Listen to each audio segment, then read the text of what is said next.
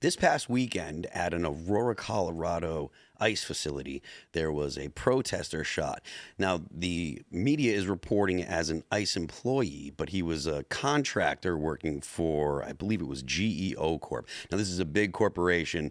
They do basically half of the detainment for ICE. But I think that the nuance does matter. So we're going to get into that.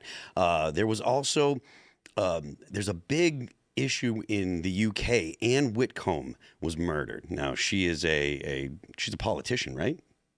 Yes. Tate? Yeah. Formerly a politician. So she's formerly a politician, but it was such a gruesome murder. Someone broke into her house, struck her 21 times in the head with a hammer, and then stole her wallet. So we're going to have Tate give us the background on that one. This morning, OpenAI had a rogue AI. So it basically was built in a sandbox for what they call like a gym learning facility. And it managed to escape the gym. It connected to Hugging Face, I think, is the AI. And it basically did all the things that Ultron did, tried to take over the world. So this is a big issue, particularly with how people are reacting to data centers and flock cameras. We're going to get into a heated discussion about that, I'm sure. The House has passed a bill to limit stock purchases for members of Congress. I don't think that this is actually going to be something that is going to make a big impact on the average person's life, but I know that there's a lot of people that really get upset about the fact that basically all the people in Congress are crooks. So we're going to talk about that. But first, we want you to head on over to Bunker Branding. Right? And you want to buy some Timcast merch. The new Ian's Betrayal t-shirt is available. You got the whole Timcast crew shooting Ian. It's a shame, but he said that he was going to bring the rain for the crops, and he didn't do it because he can't change the weather, and he had to pay. So head on over to Bunker Branding and get yourself some Timcast merch. And smash the like button, share the show with all your friends, tell everyone you know. You want to head on over to timcast.com and join our Discord so you can call into our Rumble after show, right? We do the show until 10 o'clock. Then we do the after show. You can call in, talk to the guests, talk to all of us. So head on over to rumble.com, become a member there, and then head on over to timcast.com and join our Discord. So joining us to talk about all these things and more, we've got the Native Patriot. Hey, I'm the Native Patriot. Thank you for having me on. I'm a Christian American supremacist, co-creator of the Patriots Prayer Network, and co-host on the Can't Be Bought podcast on YouTube. Second time, right? Second time. Returning guest. Brett's here. What's going on, guys? Normally doing PCC Monday through Friday, 3 p.m. Eastern, which is, of course, noon Pacific. You should join us there, but glad to be here. How you doing, Tate? I'm doing all right. What's going on, Patriots? Tate Brown here holding it down and happy to be here. As am I, holding it down with you, Tate. And Phil, let's get into it, dude. All right. So let's see. From the Border Report, Colorado ICE facility employee arrested, accused of shooting a protester. Now, like I said earlier, he's not technically an employee of ICE. This wasn't a law enforcement agent. This is a guy that works for the GEO Group. And the GEO Group is they basically run prisons for basically whoever will pay them. But private sector prisons? Yeah, private. Oh, it's going to be a good episode tonight. This is fantastic. They do about 50% of ICE holding facilities now. So, like I said, from the Border Report, a man who works for the GEO Group allegedly shot a woman protesting near the ICE processing center in Aurora, Colorado on Thursday night, according to a press release from the Aurora Police Department on Friday afternoon. The man, identified as 42-year-old Brandon Booth, was arrested after fleeing the scene in his vehicle, police say.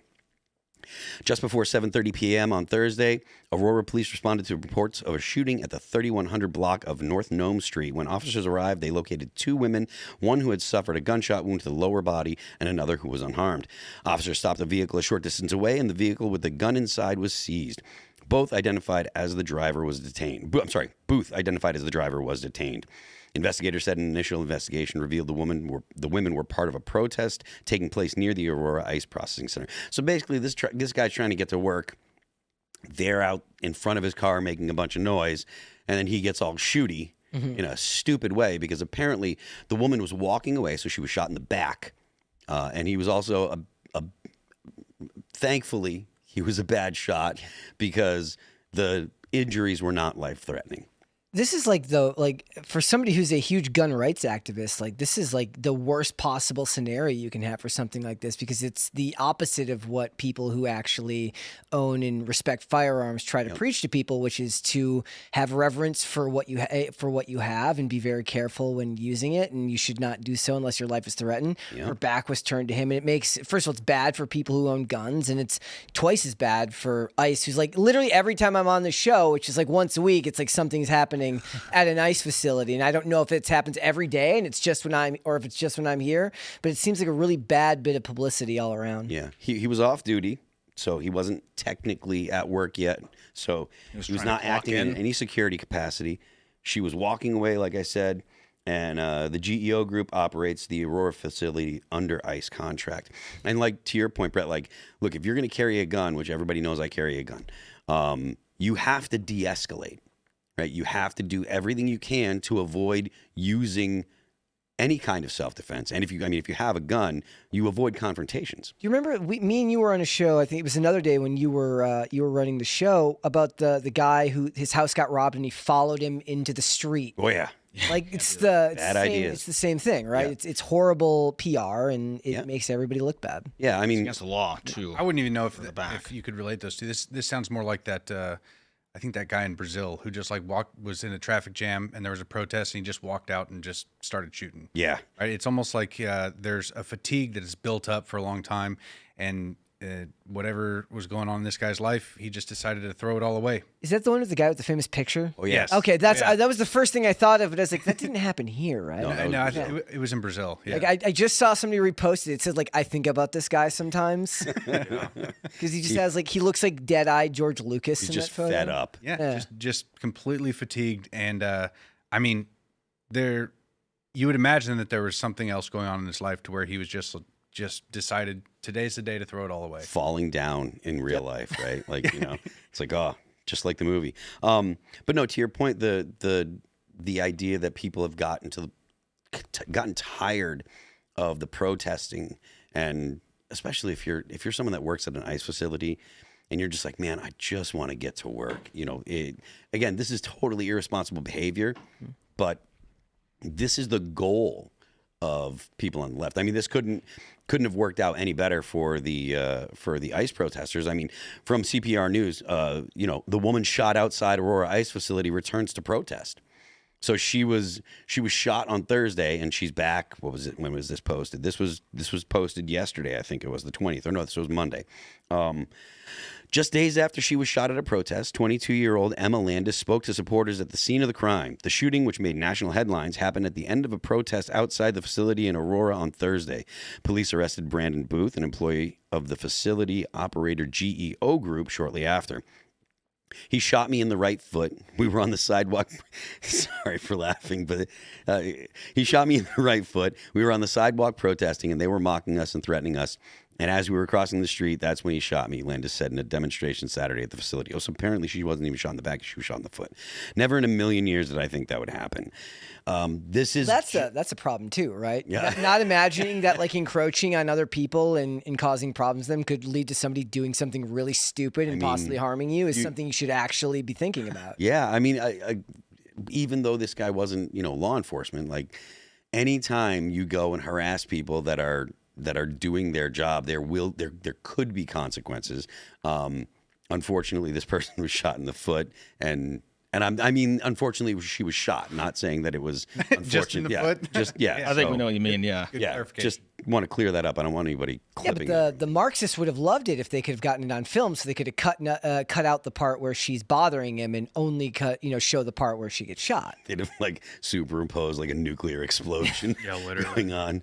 Yeah, I think this is one of those stories where I don't think I really have a dog in this fight. I mean, I really do detest the ICE protesters. I think they're, I was mentioning it before the show, I think they're the only set of protesters that I feel directly offended by. I think it's okay actually to get offended and triggered sometimes if there is a serious, if they are seriously undercutting your life in any meaningful way. And ICE is carrying out this operation that is defending the sovereignty of the United States, which matters so much to me as an American, as it should be to any American.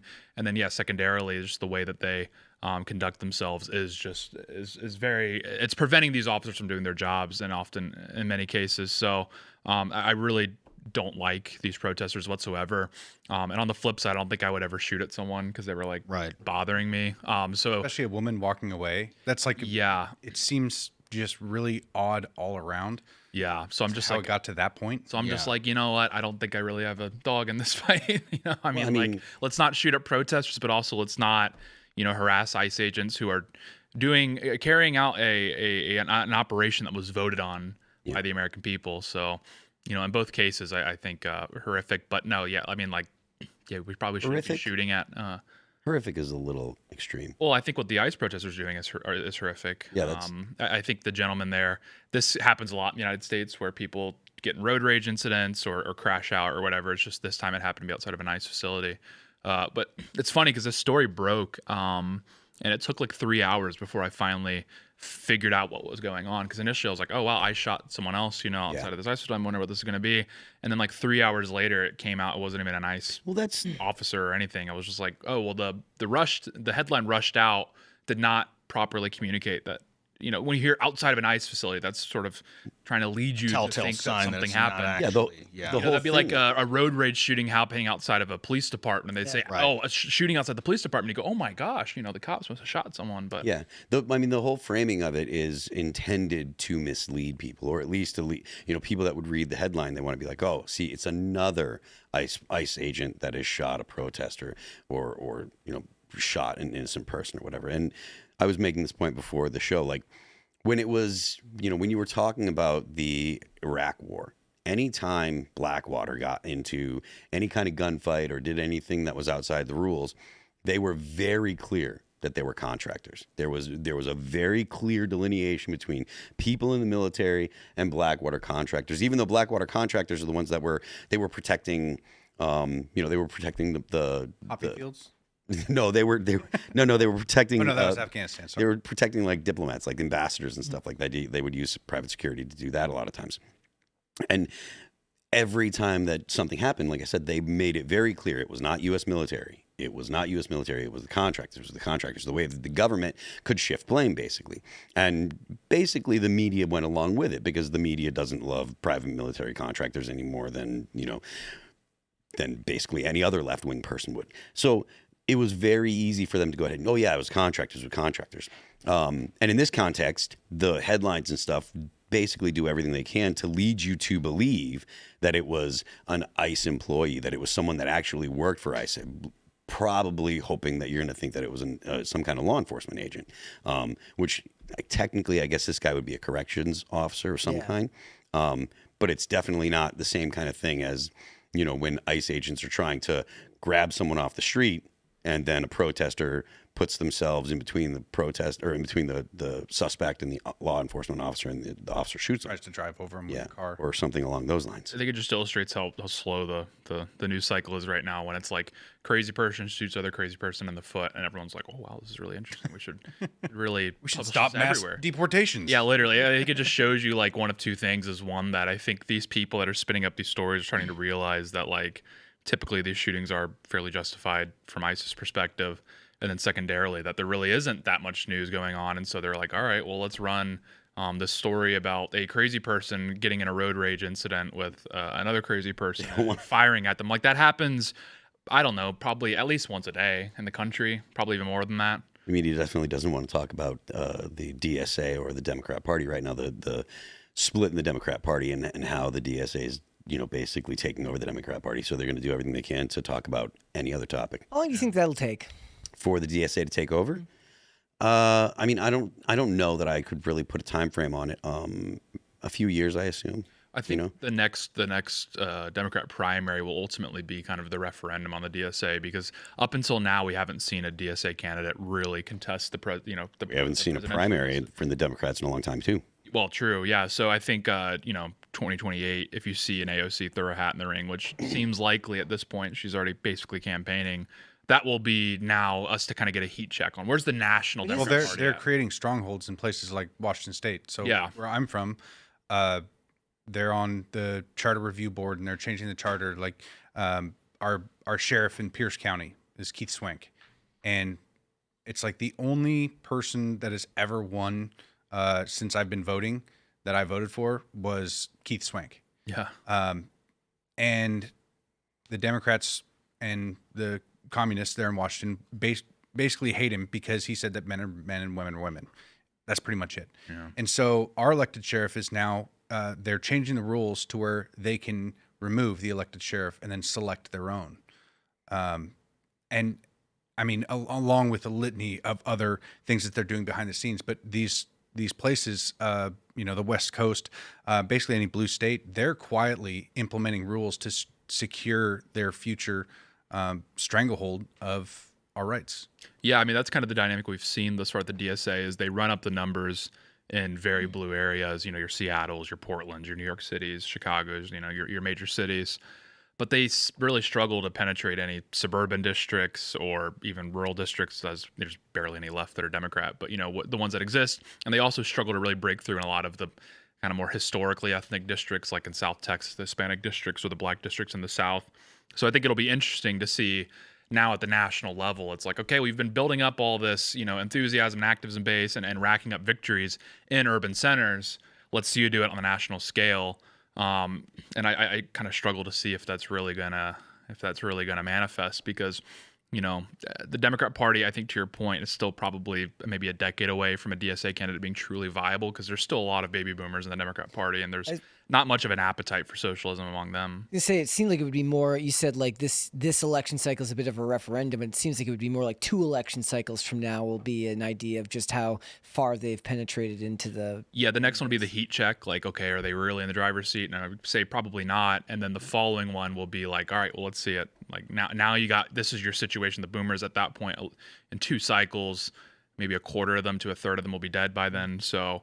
That's when it'll be like, all right, are the young people really into this kind of thing? Like, what's the situation? What's the future of the Democrat Party? I think that'll ultimately be the election that determines. The DSA is kind of a millennial party, right? They get their strength with the millennials. I don't know how popular they are with like Gen Z, but Gen Z is kind of a non-issue because not only do young people not particularly vote, there's also very few of them comparatively, right? The number Gen Z is actually less like radical than the DSA. What was that? I think Gen Z is actually more right-leaning.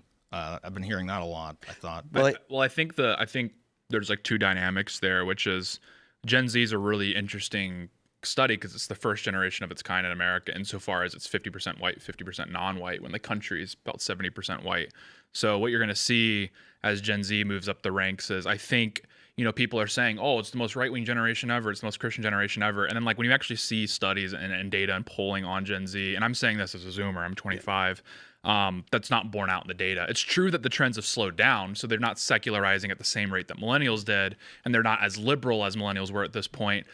But they're still continuing the trend that you would expect to see. Now, the interesting thing is if you read the crosstabs among white Zoomers, they are very right-wing. And very Christian.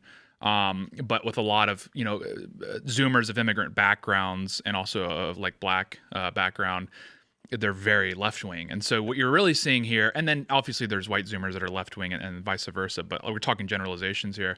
So what you're going to see is kind of the showdown. I think politics is going to get more racial.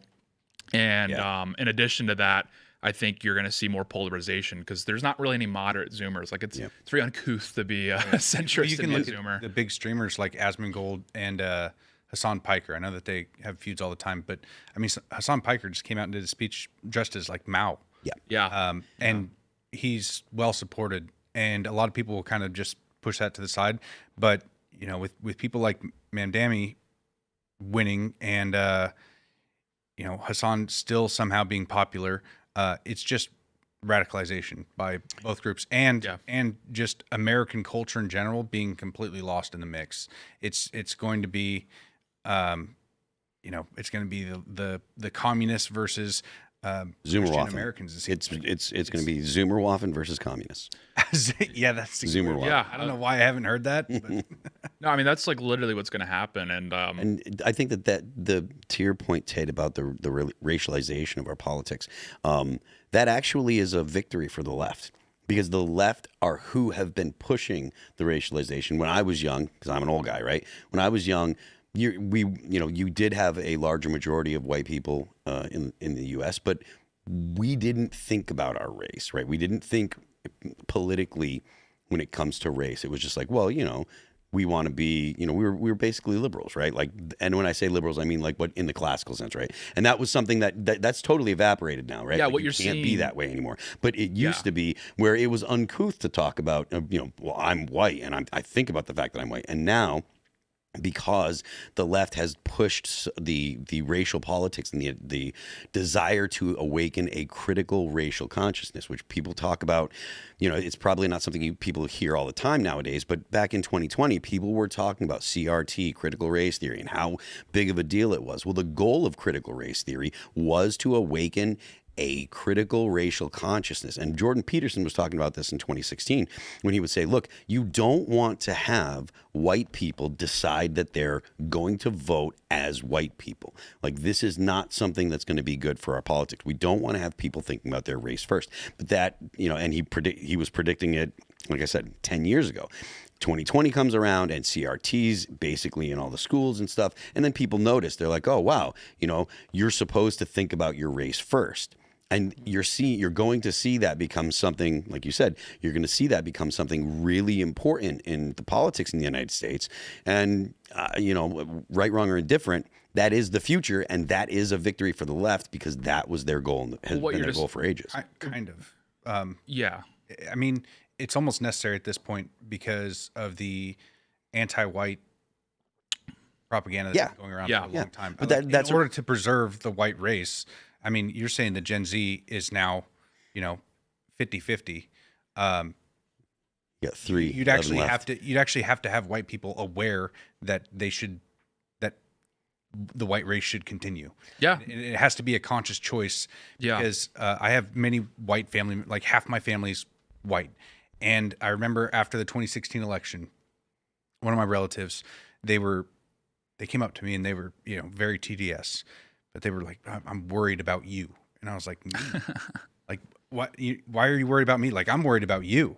And they had no idea. It never registered that they're white and that there's this anti-white propaganda because they were so bought into it at that point where they believed that the white supremacists were going to rule over the whole thing. But it's like there was no idea to actually preserve the white race in general. It was just it wasn't just a no idea. The idea that it was something that was an idea you weren't allowed to have. Yeah. Right. If you thought about being a white person, it was like, oh, you think about being a white person. That's because you're a racist. Well, because it went hand in hand. And what you're describing earlier when you're saying, well, people, are starting to have this kind of racial conscious, like at least among white people, I think everybody else already has for a long time. Yes. Is really what you're describing there is just the demise of liberalism broadly, because post-racialism, the idea that it's just skin deep, but it's actually like there's no other differences between anyone, et cetera, like MLK's vision for the United States, that's like a uniquely liberal idea.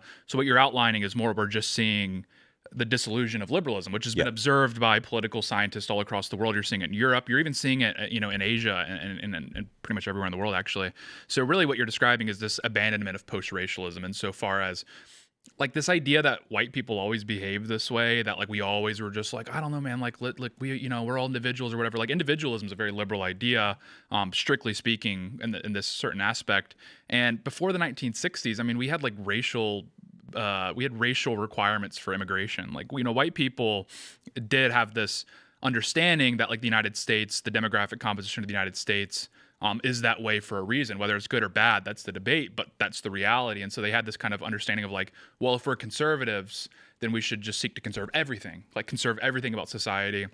So yeah, this idea that like, we're like losing post-racialism and this is like the left pushing identity politics. I guess my counter argument would just be that I think all politics is derivative of identity. Like every action that someone makes is derivative of an identity, whether it's racial, sure, but whether it's religious, whether it's, your class, which I think is a little overstated, or, whether it's like a direct family or a specific ethnicity, you're Italian, you're Irish or whatever, whatever identity that you have from birth, people have always operated politically and that understand like the idea that anyone is truly this individual rational being, I think is a very liberal argument that just sounds nice. And I do wish the world was that way. Don't get me wrong, but it's just not really reflected in people's behaviors when it comes to how they operate politically. We just had this 50-year blip after MLK, the Civil Rights Act, where there was this idea that maybe we were moving towards MLK's America, this post-racial America.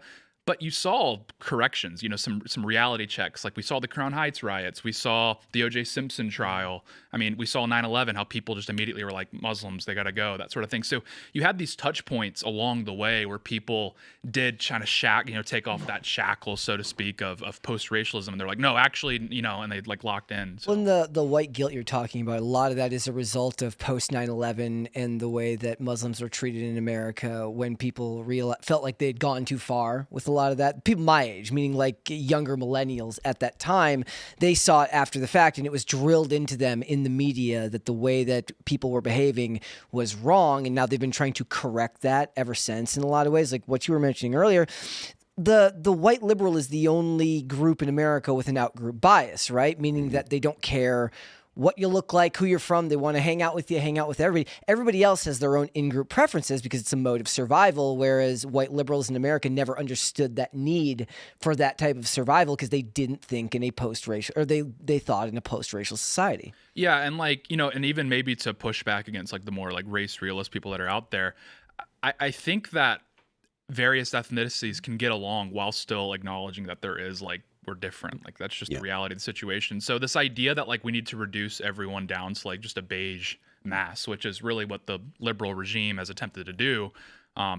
Even people in our own ranks have said, I'd like to see everyone just kind of melt into one big ethnicity, global ethnicity. I don't know if that's going to create more. I don't think people are going to get along any better. They'll just find other differences, other identities. That's like a throw your hands up. Hope for it. Right? I mean, look at the caste system in India. Yeah. In India, they're all Indians, if you're of the wrong caste, you're going to be treated like absolute dog shit. Yeah. I think the thing that we kind of lost with the racial argument is the idea of assimilation. They focus a lot on the skin color of the person, but not so much as to, if somebody is assimilated or want to assimilate. Yeah. I think into the American culture, which is now almost, it's not completely lost, but there has been a substantial just disappearance of the ideals that separated America from all of human history. Bro. And now it's kind of just going back to the base identifiers, which is going to be race, and hopefully that doesn't last forever. Being a half-breed myself, it's like, I'm advocating for like white people. I'm like, you guys need to save your race. But at the same time, I'm also like, but don't take me out. In the meantime, don't save it too well. I think what you're like getting at is this idea that America. I do think that people that are immigration proponents are correct insofar as America does have this unique ability to incorporate people into the tribe, so to speak, the American tribe, broadly, whatever that means is still up for debate. But I do agree that, yes, America, the thing that does separate us from the old world is we do have this ability that no matter where in the world you're from, you do have the ability to assimilate. I think the problem has been the volume. Yeah, that is why you're seeing the reaction now under mass migration. Jeremy Carl was on the show recently, who has been lambasted by the media for various things, which is just ridiculous. And he's a genius and he's an expert on this topic. And he was saying like he noticed among his friends and people he's met and whatever that were Indian, they're like from India or their parents are from India, who grew up in rural areas or suburbs of smaller towns or in smaller towns or whatever you name it, were pretty distinctly American. Like they carried a lot of the same characteristics you would expect to see of Americans. And he contrasted that with people who are second, even third generation immigrants that grew up in Queens or grew up in Los Angeles or the San Francisco suburbs. And he remarked about how they seem to have failed to assimilate. And well, what's the explanation? It's like, well, because they weren't surrounded by Americans. When you drop and you create an ethnic enclave or even an enclave of other ethnic groups that are outside of the main kind of groups in the United States, you are going to fail to assimilate these people. So I don't really subscribe to the idea, and maybe people think I'm like a libtard or whatever. I don't think we need to like bring back like a National Formulas Act or anything like that. I'm just saying that the volume has been too much. You should be conscious of the cultural differences. Like it's going to be easier for someone from Australia to assimilate in the United States than someone from Somalia. But when you do skim the cream, so to speak, like if you do find an exceptional Somali, like an Ayan Hirsi Ali, just bring her over. You don't need to bring over 30,000 people from the same tribe. Like, bring her over. I promise she'll assimilate probably in her lifetime, and then her kids will be fairly indistinguishable, and they'll marry into the tribe, and then that's how you do it. It was the difference of this idea of multiculturalism versus a melting pot. Yeah. Like I was raised to believe in a melting pot. Like, you become an American by assimilating into American culture. I mean, there used to be camps that Schoolhouse Rock, man. Yeah. You know? Well, and there used to be camps that they would send natives to, and the idea was to kill the savage and save the man, right? And they taught them Christianity and things like that. Now, 100 years later, where you have a Native American like myself who's Christian fighting for Christianity, I don't really see that as a bad thing, because for thousands of years, there were warring tribes and various things happening. And then the settlers came over, and for the most part, a lot of Native Americans assimilated, and I think are better off for it for the most part. But if we just bring people over and we allow the savages to take over, Yep. Say whatever you want about the camps that they put natives into.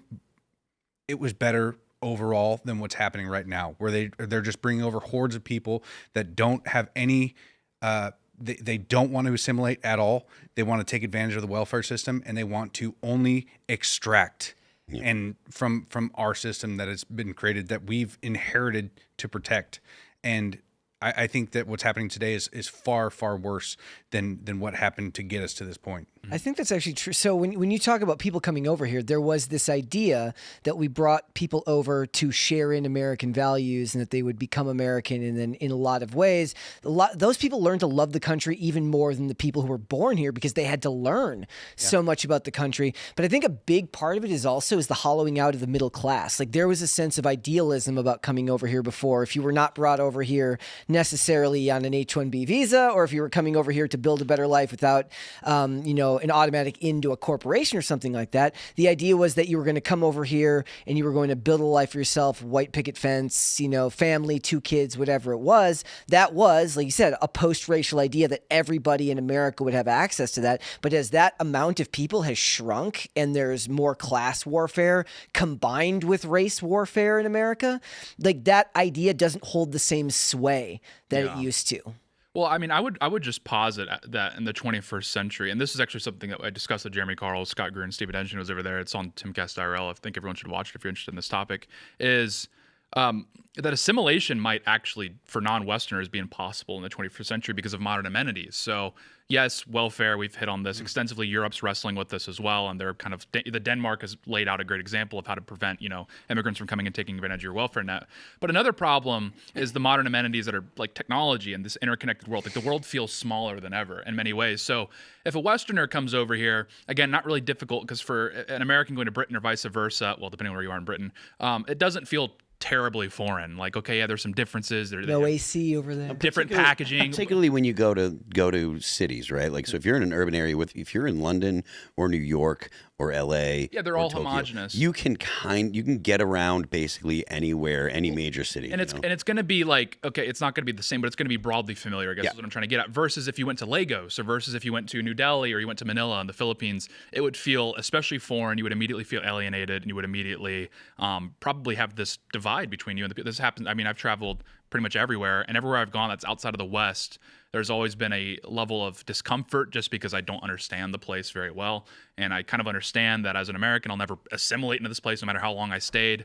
I would raise my kids Christian. I would give them Christian names. Like, there would be this breakdown. So what I guess I'm trying to get at is people that come here from the third world, or just really outside of the West in general, I don't know if they can still assimilate just because of the internet, because of social media, where you'll see this. When I lived in Queens for 4 years, is a lot of first and second generation immigrants would engage in and consume more media from their home country than they would from the United States. They would continue to send remittances back to their home country. They would never truly break. They would never, traditionally when immigrants came to the United States, they would come over and they'd never know if they'd even go back. Like, they were convinced that they might just be here for good. And many of them rarely did go back, where now they're going back and forth all the time for holidays. The internet makes it really easy to basically feel like you're still there.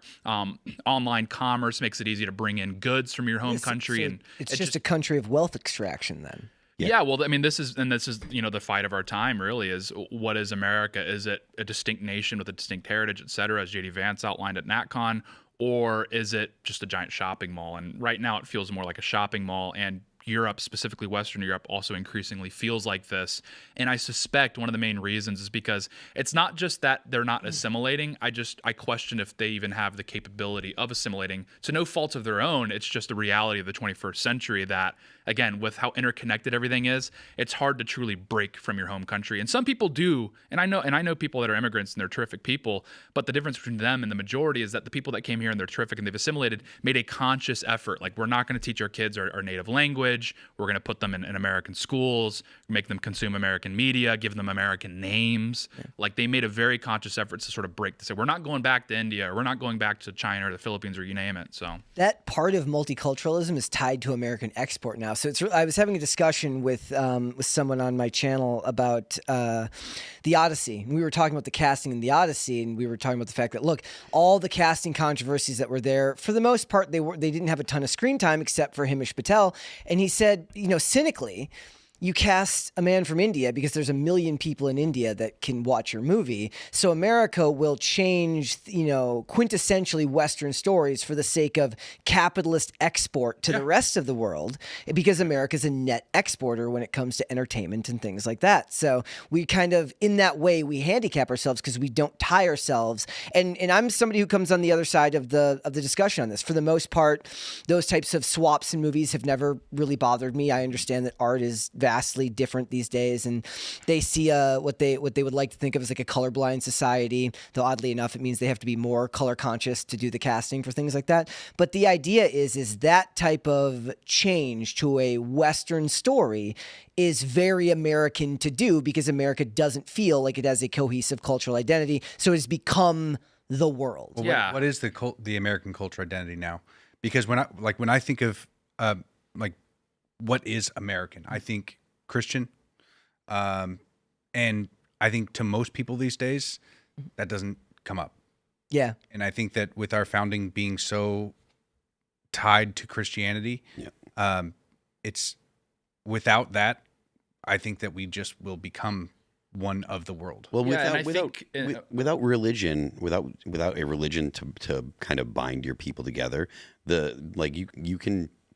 man can't live without religion. Right? Whether or not they like it, whether or not they realize it, a man can live without religion, but societies can't, because you base your fundamental principles on something. And the U.S., our fundamental principles were unquestionably based on Christianity. And as you remove those principles, as you remove those ideals, then they're replaced with something else. Well, and you have to be precise about like what specific, like when you're saying Christianity, well, it's like, there's 2 billion roughly adherents of Christianity globally. The United States had a very particular expression of Christianity, which was among the general population, sort of a low church kind of Protestantism. And what you're seeing now is there's still a lot of Christians coming to the country, but they have a sort of different understanding of Christianity. And I think you can't really detach like the United States from its foundation. And so you do need to analyze, like, okay, what did Christianity look like in the 18th, 19th, even early 20th century?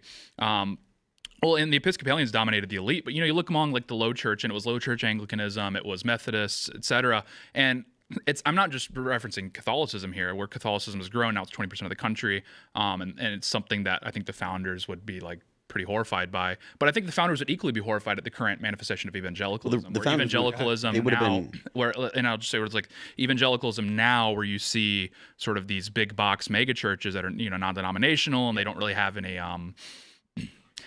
They're very high on ecumenicalism, right? They're just like, we're all Christians. Like there's no accountability really in these churches.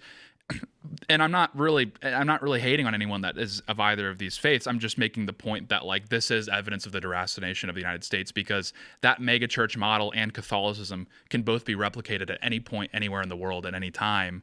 Where the previous understanding of Christianity, really until like the 1960s and 70s, was distinctly, uniquely American. And I think this is what helps like national unity, is this was the same in Europe. Like, you had the Dutch were all Dutch Reformed, and the Germans were like Lutheran, and in the South they were Catholic, the British were Anglicans, the Swedes were, they had a specific type of Lutheranism. So you would see this like distinct expressions of Christianity that were intrinsically tied to the culture of the country. And what you're seeing now, I guess is what I'm trying to get at, is what the type of manifestation of Christianity you're seeing in the United States now is a very globalist expression of Christianity, whether it is Catholicism or whether it is sort of big box non-denominational. Well, and a lot of those those do like a lot of missionary work is done that way, right? Because the big churches end up having people going all over the world. Well, what's ironic is that the missionaries of sort of, I guess you would maybe say mainline Protestantism would be the accurate description, were so effective that you're seeing now there's more Presbyterians, more Anglicans in Africa than there is in their traditional home nations of the United Kingdom, of the United States. So as the U.S., I'll just reference the U.S. here, as the U.S. becomes more non-denominational and more Catholic, and you see kind of the decline of traditional Protestantism that would have been familiar to the founders and early Americans, the more that expression does grow in places like Africa, albeit they've put their own spin on it, but at least like the core, theological tenets are there, and to some degree the aesthetics. And so that's always kind of fascinating to me, is like, I agree, you cannot divorce the United States from Christianity, but it's also a very specific type of Christianity because, Haiti is also like 80% Christian, but I would really kind of argue like that. I would dispute the idea that the Christianity that Americans have historically had and the Christianity you find in Haiti is fairly similar, albeit some core theological, I think we're kind of similarities. seeing, we're seeing the ramifications of removing our representation in government from God.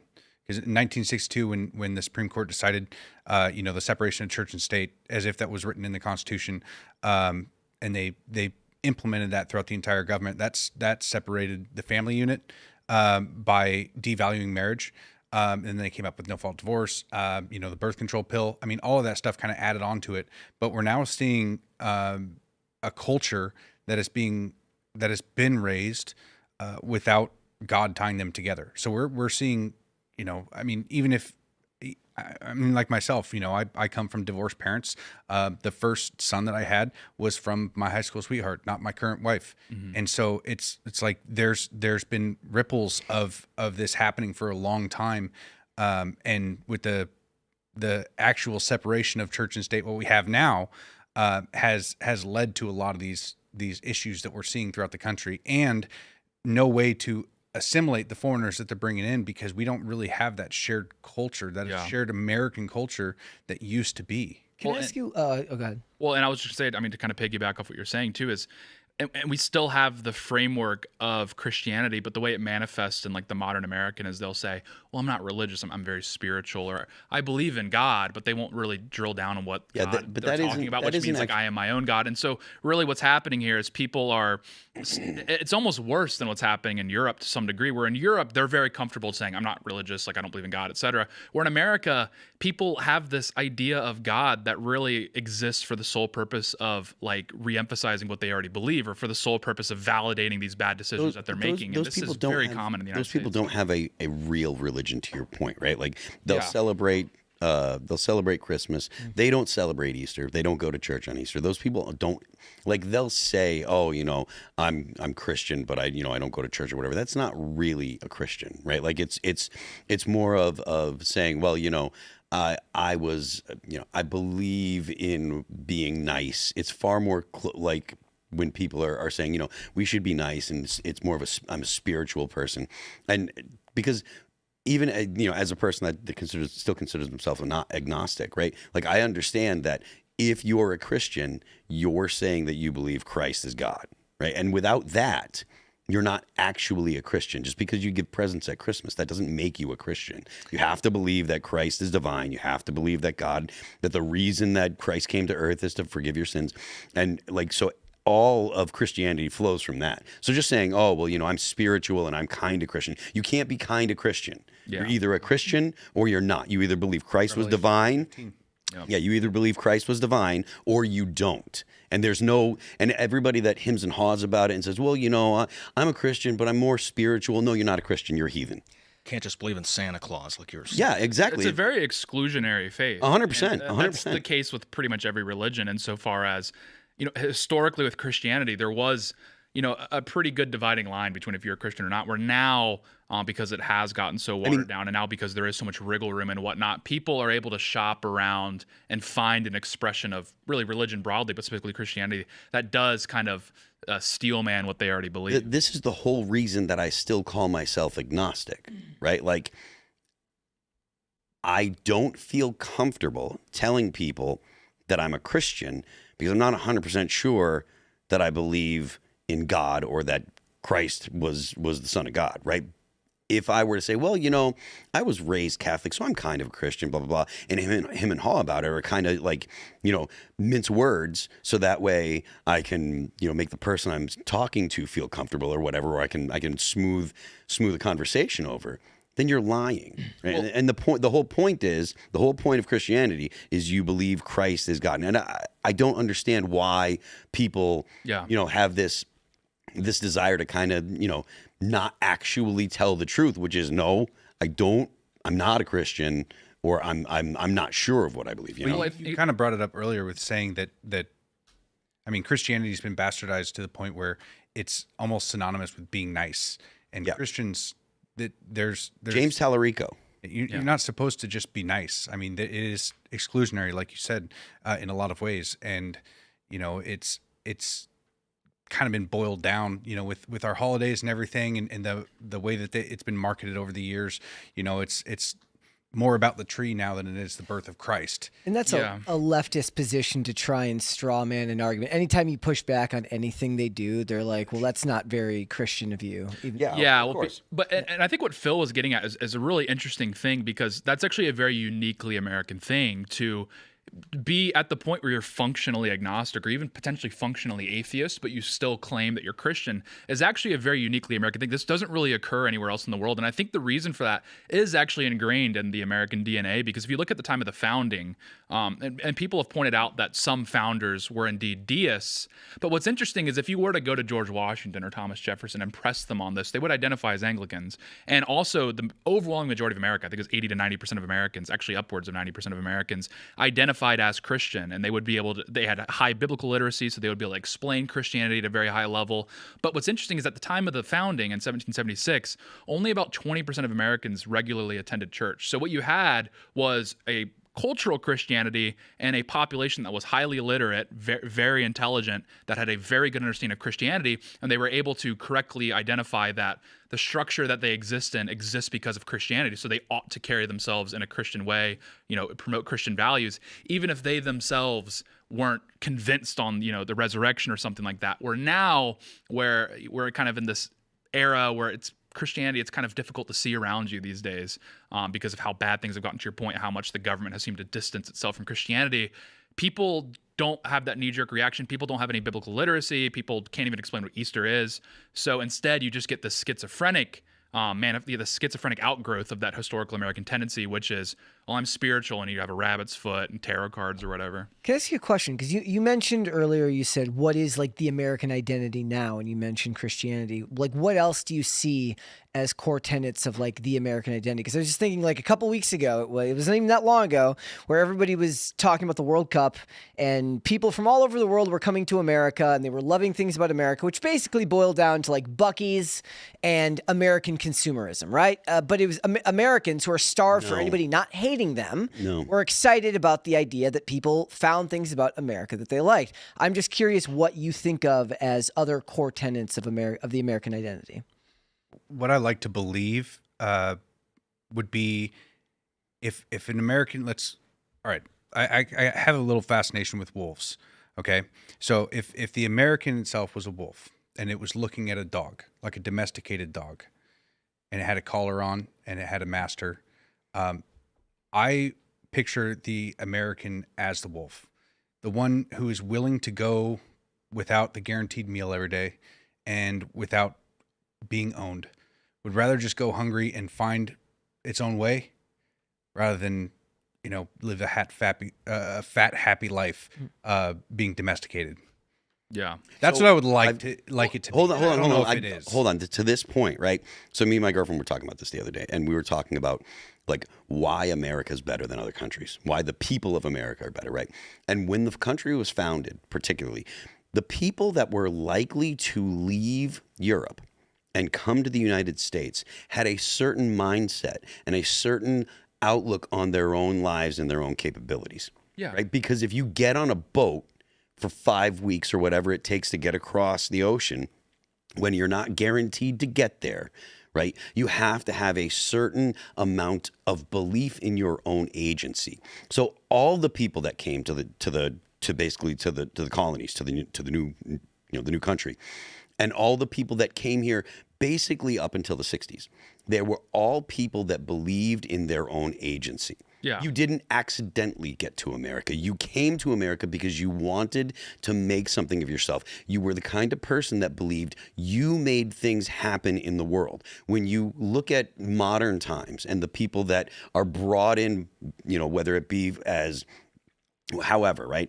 If they're here because they came illegally or what have you, if they got some program the government gave out, those people are not people that believe that they make things happen in their lives. They believe that things happen to them. So the reason that America is the best country in the world and has been basically the indispensable country for at least the first 225 years of its existence was because the people that are in America have a certain outlook on life. And of course, they're not every single person that lived in America was the same, but they were the descendants of people that said, I can get on that boat and I can go to America and I can make something of myself. I have the opportunity to do that. I have the ability to do that. I believe in myself. And you see it in how crazy and awesome and daring and exceptional Americans have been. Like, that matters. That's what makes America America. And that's what makes the people of America different from the whole rest of the world. The fact that they would say, I can go there and I can make something happen, as opposed to the people that believe that things happen to them. And you see it all over the place. You see it with people in society now.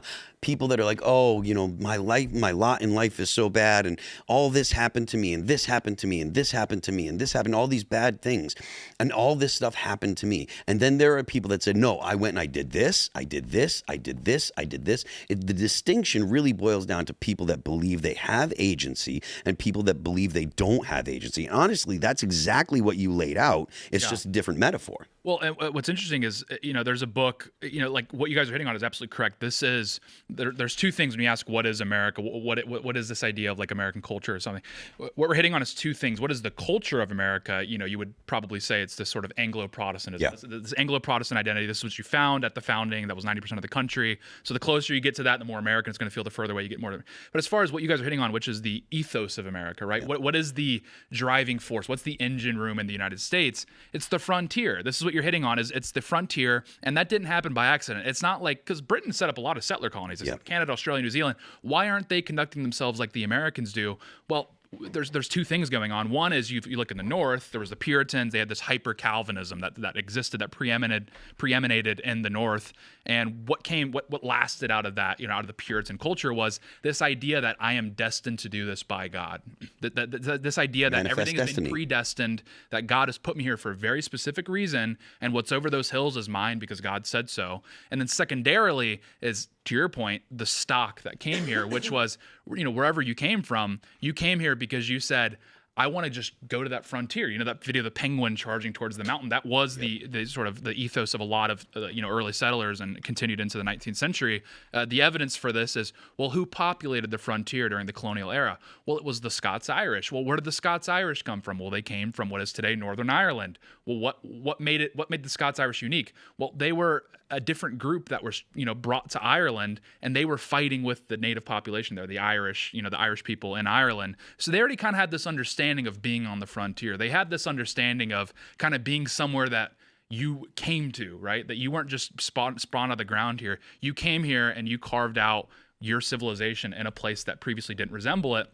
And that is ultimately what defines the frontier. That's exactly what happened in the United States. And who was on the frontier? The Scotch-Irish. And this continued all the way into the Wild Western movies. If you think about all the famous pioneers and then you think about these famous characters in these Wild West stories, they typically have names that come from, again, the borderlands in Europe, of Northern Ireland, of Scotland.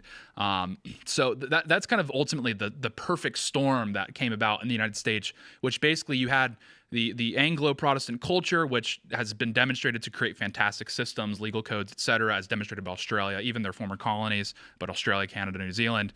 And then you supercharge that with this hyper-Calvinism that came from the Puritans and this frontier spirit that just seemingly only America truly ever captured. And that's what drove us to the moon. I mean, we didn't stop. We finally ran out of space, and we said, just Let's trying to go start up a there. controversy now. Ran Did out we of actually go to the space. moon? Nice. Nobody Yes, we knows. did. Yeah, I believe we did. But yeah, so it's just I think it's like it's not enough to just posit that America is unique because we're entrepreneurial. There's a specific No, there's a it's specific ethos in the United States that came about because of historical events, but the specific kind of people that came here that these three factors that I outlined all combined and created the United States. it's not. My point isn't entrepreneurial. Sure, I know what you mean, but I'm just saying this is how most people, they say, well, Americans, what makes us different from Canadians, for example? We have a lot of the same people. What is it? It must be we're more entrepreneurial, and it's like, well, no. There's a specific, again, this perfect storm that was created in the 13 colonies and on the frontier that led to where we are now, and a lot of that ethos is still carried into the modern day. Well, yeah, I mean, your grandparents and your great grandparents and stuff like that actually does make a difference in the person that you are. And it's why the left can't recapture the idea of like celebrating America. They try, I still see sometimes when I go out, I see leftist political signs that have like a flag and they say pro-America, anti-Trump. But everybody knows that even if you get rid of Donald Trump, when it comes down to it, they have this postmodern idea of what America is, and they refuse to be proud of their past or their history because they have the original sin of slavery. That's one aspect of it, and the rest of it has been watered. Well, it's been watered down by culture so much where there have been articles written and infographics created about why American exceptionalism is a bad idea and why we actually need to quash that because it's a sign of white supremacy, just like individualism and all of those things where it's like you could have the most liberal values in the world, and as long as you love where you're from here, you'll never be truly accepted there. Because I still believe in a lot of ways, I still have a lot of traditionally liberal values. When you said earlier, when we were talking about a post-racial society, there's so many millennials where that still resonates with them because that was the culture they grew up in. 80% of America believes that way. Yeah. As long as you're not, it was the first thing that I noticed when I traveled, right? It was like the amount of people who from America, first of all, talk shit about America. Sorry for swearing. Oh, I know. But also, people who thought you should just accept that people are going to dog on you. And I was just always confused as to why you could be born into a place of immense, not wealth necessarily like you were born wealthy, but to be born into American middle class still means that you essentially hit the lottery. Yeah. Even being born into lower middle class in America, you have hit the lottery. The poorest American is still better off than 99% of the world. And the idea that there were people who held the same liberal concepts and values that I did, but hated where they were from, meant that I was never going to traditionally fit in with them the way that it would anywhere else. And what you're talking about is the idea that you would go out every day and risk a world where you're not going to know where your next meal is going to come from, where you're going to take a chance on yourself rather than, take the safest route forward. That idea has been chipped away at in Western, in America especially, right? Part of the reason why it's been chipped away at is because the people that have been coming to America since the 60s largely don't share that kind of ethos. Right. They don't share the belief that they happen to the world as opposed to the world happening to them. And I think that's absolutely right. In addition to that, the evidence for that at the core of the American identity is sort of the frontier, so to speak, and that sort of attitudes that sort of emanate out of that is the fact that when think about like Erling Haaland, the soccer player in the World Cup, he came here, and out of all the different sort of avatars of America that he could have chose to kind of LARP as, he wore a cowboy hat and he had cowboy boots and this sort of thing. And this is the same thing. Anyone comes to the country, when they think of what's the most distinctly American characteristic, it's the cowboy hat. Now, what percentage of Americans do you think wear a cowboy hat on a daily basis? Probably less than 1%. So, there's a lot of people in this country. Probably less than 1%. You're from Texas, so you should know. Well, but in actuality, it's a very rare thing to see in public. If you see someone with a cowboy hat, you're like, oh, that's cool. Like, he must be a cowboy. But for some reason, people from all around the world associate the cowboy hat with the United States. Is it just because it's a uniquely interesting character? Well, no, it's because they have identified that the cowboy really is the avatar of the United States insofar as he is the frontiersman. Yeah. He is the guy that is just trudging into the wilderness and making it his own. He's setting up fences and he's setting up homes and this sort of thing. And so that's why left-wing people fail to ever truly capture the American hearts and minds and fail to truly capture the American ethos, is because their understanding of America is, to your point, the world happens to me and I have to react accordingly, typically in government policy and or city centers, which, yes, we've always had cities in the United States. Philadelphia was the second largest city in the entirety of the British Empire at the founding. But even Americans who lived in Philadelphia Teddy Roosevelt's a great example. Teddy Roosevelt was a New Yorker, but we associate him with the West. We associate him with the great outdoors and that sort of thing, because he, along with most urbanites until very recently, did understand that the engine room of the United States was the frontier. Yeah, we're gonna jump to this story here, and once I read the piece from the BBC, we're gonna toss it to Tate because he's got some thoughts on this. From the BBC, Anne Whitcomb was hit on the head 21 times with a hammer, prosecutors say. So this is a British politician that was murdered in her own home. Anne Whitcomb was hit on the head with a hammer 21 times at her home as she ate lunch in an attack that was caught on camera, prosecutors have told Westminster Magistrates Court. Prosecutor Kashif Malik said the man charged with her murder, Joshua Carey, arrived at her house on 8 July in a red Vauxhall Corsa and entered through the front door. Carey, who prosecutors say was in the property for 2 minutes and was wearing black gloves, then allegedly hit Whitcomb repeatedly with a hammer in her kitchen, tipped her from a chair, and took her wallet before driving off. The 28-year-old from South Yorkshire also later appeared at the Old Bailey and was remanded in custody. At the Old Bailey hearing, prosecutor Alistair Richardson said the attack on Whitcomb had been carried out with a ferocity of violence. Malik told the court that Whitcomb did not attend a prearranged online interview with Channel 5's Matt Allred, show that had been scheduled for just before 1300 British Standard Time on 8 July. The show's production team tried to contact Whitcomb, blah, blah, blah, blah, blah. So, Tate, can you go ahead and tell our viewers a little bit about who Addie Whitcomb was and how this is relevant to conditions in the U.S. now? Yeah, as far as who she was, I mean, it's very quickly. She was formerly an elected official in Britain. She's very well known there. If you turn on television, you'll probably have seen her. In the last year, she was actually scheduled to do a television hit the morning when her body was discovered. So she's been this very prominent Christian conservative activist in Britain for a long time. Again, she formerly held office. I've been kind of struggling to think of an analog in the United States. The closest I could maybe think of would maybe be Sarah Palin, insofar as someone that says, I remember when she was in office, but now I know her as a commentator. That would be kind of the equivalent, and the social conservatism, the Christianity, et cetera. But the two things that are interesting about her is first of all, again, that it wouldn't be hyperbole to try to draw some comparisons to the Charlie Kirk situation insofar as prominent commentator. Secondarily, what's interesting about her is that she was kind of enemy number one of the LGBT people in Britain. But when LGBT people were thinking about, whose existence and words is, existential, is an existential threat to my identity, to my existence, it would be Anne Whitcomb being the avatar of that traditional conservative Christian. Not J.K. Rowling? No, because J.K. Rowling is still functionally left-wing. She just happens to be on the other side of the trans issue, where Anne Whitcomb was across the board a very conventional Christian conservative. So this is why I said it's not hyperbole to draw comparisons to the Charlie Kirk assassination insofar as, and I don't mean this in any negativity towards Charlie and or Anne, but in order to be someone that would decide to go and kill these people, you would have to be radicalized to such an insane degree to actually decide to do this, because these are not radical dissident figures. These are mainstream figures who I contest her. They're strictly conservative, strictly Christian. It's not like they were moderates. I hate when people say Charlie Kirk was a moderate. He wasn't a moderate. He just wasn't a dissident radical, nor is Anne Whitcomb. But again, they viewed these people as existential threats. Their very existence was a threat to them. Is there evidence that this was politically motivated? So what's interesting, this is why this is becoming a bit scandalous, has been the British police's response to this. So this occurred in Devon, very safe part of the country. The killer came from 300 miles away, which in American terms is like, 1,000 miles, 1,500 miles. But what's interesting is the British police have drip-fed evidence from what's happened here. They've drip-fed evidence and drip-fed events to the British people, I think because they're trying to prevent the outrage that occurred in the United States when Charlie Kirk was assassinated. And with Charlie Kirk, it was obvious right away that it was political. He literally got sniped.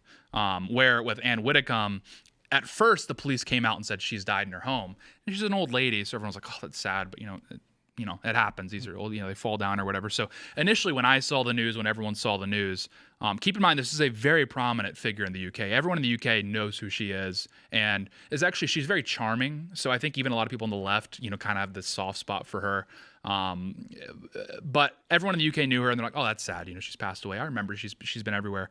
Then the police came out and they said, okay, no, it was actually, we suspect there was foul play, but it was actually a burglary gone wrong. And then this is when everyone's alarm bells started going off, as they said, well, How did you go from fell in her home and died to burglary gone wrong? So it was reported that she fell. So initially, again, with the evidence that was drip fed, they were leading the public to believe that she had just died.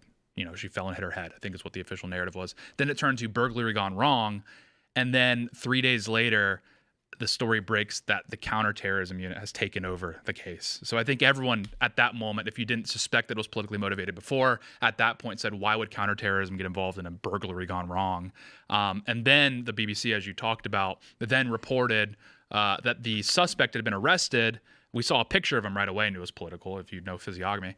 And then secondarily, the news came out that she was bashed in the head 21 times with a hammer, which, if you're a police officer and you're reporting to a scene, I think you would know the difference between someone falling down and then her head being caved in with a hammer. Secondarily, you would know the difference between a burglary gone wrong and being overhead hit with the head with the hammer. The suspect did steal her purse or her wallet. It doesn't really say what specifically he took, but it was like her, bag carrying money or whatever.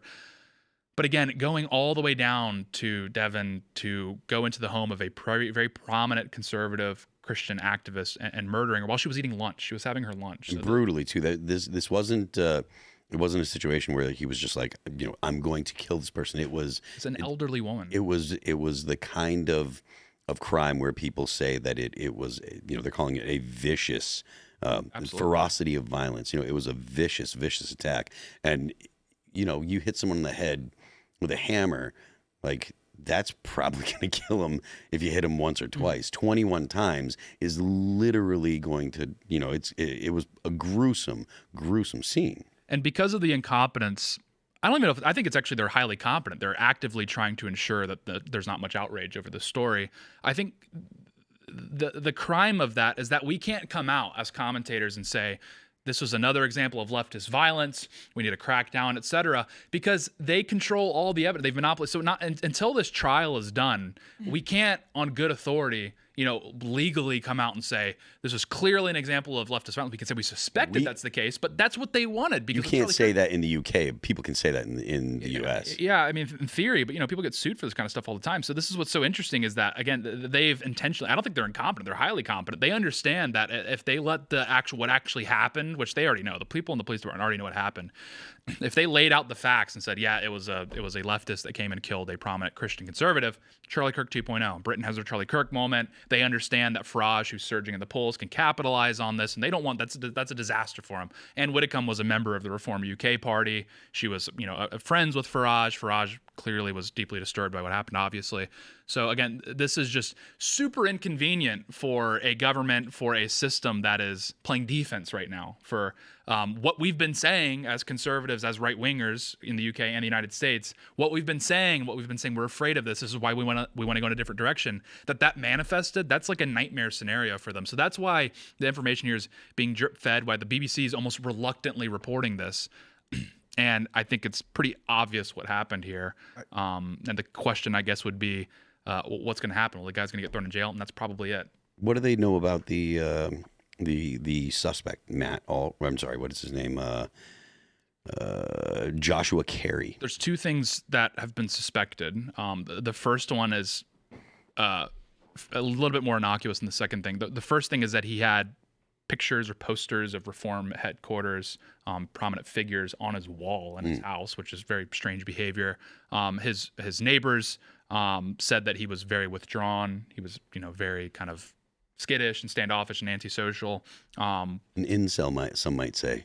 Perhaps, yeah. And then secondarily, the information about him that is suspected is that it appears that he was on the rolls and or a donor of your party, which is this upstart far left party in the United Kingdom, which was started by like a literal Islamist and Jeremy Corbyn, who is by proxy an Islamist. So he was part of not quite Antifa level leftism, but certainly past DSA leftism, I think would be fair to say.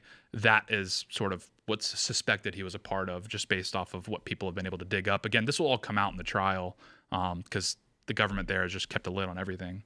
I think that this is why people believe that there's like a worldwide conspiracy through media, like that there's an agenda through media, is because it almost seems like no matter what country it is, if it's a Western country and the media is reporting on it, there's always going to be a bias one way. Mm-hmm. And I mean, you can look at the stories that we covered tonight, right? Was ICE officer, shoots protester, and they're always upfront about it, and they're making links that aren't necessarily there, but they want to paint it in this particular way. But then you have a very prominent figure in Britain be brutally murdered in her own house, and it's the way it's laid out from the media it's not obvious that it's obvious that they're trying to defend it as opposed to just lay it out there. Yeah, they want every reasonable doubt to be given immediately and for the duration until it's trial. Reluctance. I mean, that would be the word you would use here. Is they understand, the BBC understands they have to report this, one, because they all knew her, and I know people personally that were friendly with her, that knew her personally, and they've all said she's the most lovely, friendly woman in the world. And they're not just, and one of them said, and I'm not just saying that because she's in the news. Like, I would have told you that a week ago. She's one of the friendliest, lovely. So all these people in the media know her. They probably have a relationship with her. So the fact that they understand they have to report it, but what you're hitting on is the reluctance to actually disclose what actually went down because it would be so politically inconvenient for them. Remember when the photo came out of Trump and Butler and they were like, Trump fell over on stage? Yeah. Yeah. The firecrackers went over, went up. That's what it's reluctance. Where again, if and I mean, it's the most moot point in the world where, I mean, it's almost like cliche at this point, but it's true, is that, again, if a situation like this happened, I mean, think about the Paul Pelosi thing, and this is what this guy actually did, is what they described happened to Paul Pelosi is actually what happened to Ann Whitcomb. Neither here nor there. It's wall-to-wall coverage. They immediately have no hesitation. This is clearly a political attack. And, and if heaven forbid there was ever, a similar Charlie Kirk style thing that would happen. And again, heaven forbid, I really genuinely don't want that. That would be terrible. And everyone would condemn it, as they should.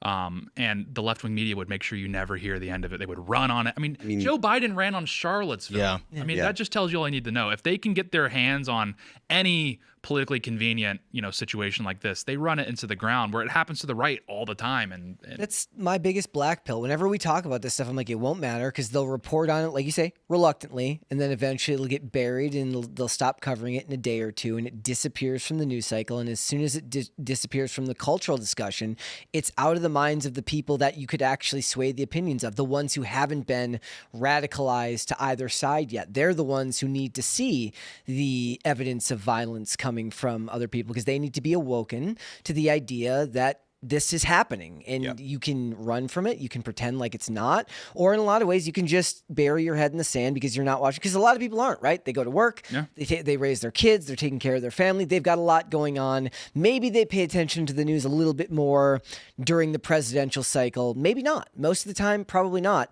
And they know that the most nefarious way of preventing people from learning about this stuff isn't by covering it even in the most salacious of ways or trying to bend the narrative. It's just simply not covering it after the initial story. Or to Tate's point, like the slow drip really takes the edge off of it, right? To drip, to put out a little bit of information about it, then a little bit, because then that also gives them cover. They can say when it actually gets to trial, well, we talked about it, we have this, and then if you end up getting into an argument, they'll pull up the different stories that came out over the course of 6 months, as from when when the event actually happened to when the person was arrested to when the trial started. And it's not distributed the way that if it was politically convenient for them, would have been. And in the right in Britain is not hesitant to demonstrate at all when there is a situation like this. We've seen this countless times whenever there's a high-profile incident like this, like the Henry Novak stabbing a few months ago. Demonstrations immediately. So the right in the United Kingdom does have a unique ability compared to the United States to mobilize quickly, to demonstrate, et cetera. It takes a lot for conservatives in the United States to actually demonstrate in large numbers. And that's like a whole other conversation. Like a state. Right. Well, yeah. So it's like a whole different conversation. But I guess the question is here with what you're saying, you're black-pilled, is what's happening here? Is there currently straws accumulating on a camel's back right now when you have the Henry Novak stabbing? I mean, we could go through all the incidents that have happened in the United Kingdom. Are there currently straws amassing on the camel's back? Or is the camel standing in the wind right now, and every time a straw falls on his back, it gets blown away immediately? That would be the imperative question. Are these kind of things, is there a ledger in the heads of British patriots right now saying, okay, like this is getting to the point where enough is enough? Or to your point, is everything moving so quickly? Are people too kind of, I don't want to say self-absorbed necessarily as a derogative, it's just kind of the reality of the world we live in, that they kind of just forget how angry they were in that moment. I mean, after the Henry Novak stabbing, everyone was really angry in the United States. After the Charlie Kirk assassination, after the Irina Zarutska murder, everyone was really angry. Do people still possess that same level of anger? Maybe. Some people say they do, but I really don't know. I really don't know. And so that's kind of the question. I think this is actually leading to the radicalization. I almost feel like news stories like this, and the way that the media is run in general, is to appease boomers. Yeah. And like once the boomers are gone, the radicalization, not just in America, but it just in the West in general, it's going to get exponentially worse rapidly, because most millennials that I know would be able to just look at a story like this and go, oh yeah, they're definitely covering it up. Like they're able to identify that at least. But a lot of this, what they're doing, it's almost like they're just buying time. Because everybody knows that the radicalization is coming, and at least I feel like young people do. Well, it's like when you have a jury trial and they try and put, like, the person is guilty, but the defense is to push it out as long as you possibly can, push the trial date back, hope people forget about what happened. So when they pick a jury selection, people have no idea and don't care as much. There's not this outrage surrounding the case anymore. Well, and I think jury selections, they're supposed to not know before they go in. Probably the wrong choice. They do this, as far as the media goes. And I think one thing that we're seeing here, we've seen it in the United States, is we're seeing where democracy's strength is. Insofar as it doesn't matter how radical the population gets, right? Like I would say the median Republican is, and I'm not saying they're necessarily misguided here, is convinced that there's pedophiles running the government, that there's a satanic cabal, they're covering up UFOs, that everything is trying to kill them at all times. The left believes even like far crazier things than that. I mean, they believe that like literally every police officer is killing 10,000 black people a day or whatever. So everyone in the country is very radicalized. Everyone is thinking that everything's trying to kill them at all times. But nothing really tangentially changes besides electing slightly more radical figures. In the case of Donald Trump, I would say he's the most decisive figure that's ever been elected. But we're seeing democracy's strength of containing revolution. And the question is, or I guess what I'm trying to get at is, it doesn't really matter how radicalized boomers get, or even at this point Gen Xers get, because the fighting is going to be done by young people. If there's a revolution, it's going to be done by young people, and young people in the system that we've created right now are the least able to actually conduct themselves in this revolution, because they already feel under the gun anyway. They're not going to risk sticking their head out of the foxhole and getting shot. Weirdly, go ahead. Well, I'm just gonna say, so basically, if we go back to my original analogy about the wolf and the domesticated dogs, is that even if you are that wolf, you're still in a dog park in the city. Exactly. Like there's not much. You'll just be the outsider, and you'll be cast out. And it's like, there's. Yeah, I guess what I'm trying to get at, and I think it's a perfect analogy. And what I'm trying to get at is, actually, no, you kind of do have to vote your way out of this. It's like it's almost like taking the toy away from the child, because people will get online and they'll LARP all day. I'm going to have enough. I'm going to go out and do something about it. Really? Because COVID happened and like all these terrible things are happening, and everyone's just kind of getting used to it. The boiling frog analogy perfectly applies here. The reality is, we got to live in reality here. If we're like serious about impacting politics, and Donald Trump understands this perfectly, is you kind of just have to vote your way out of it. And it's not sexy. It doesn't sell on YouTube.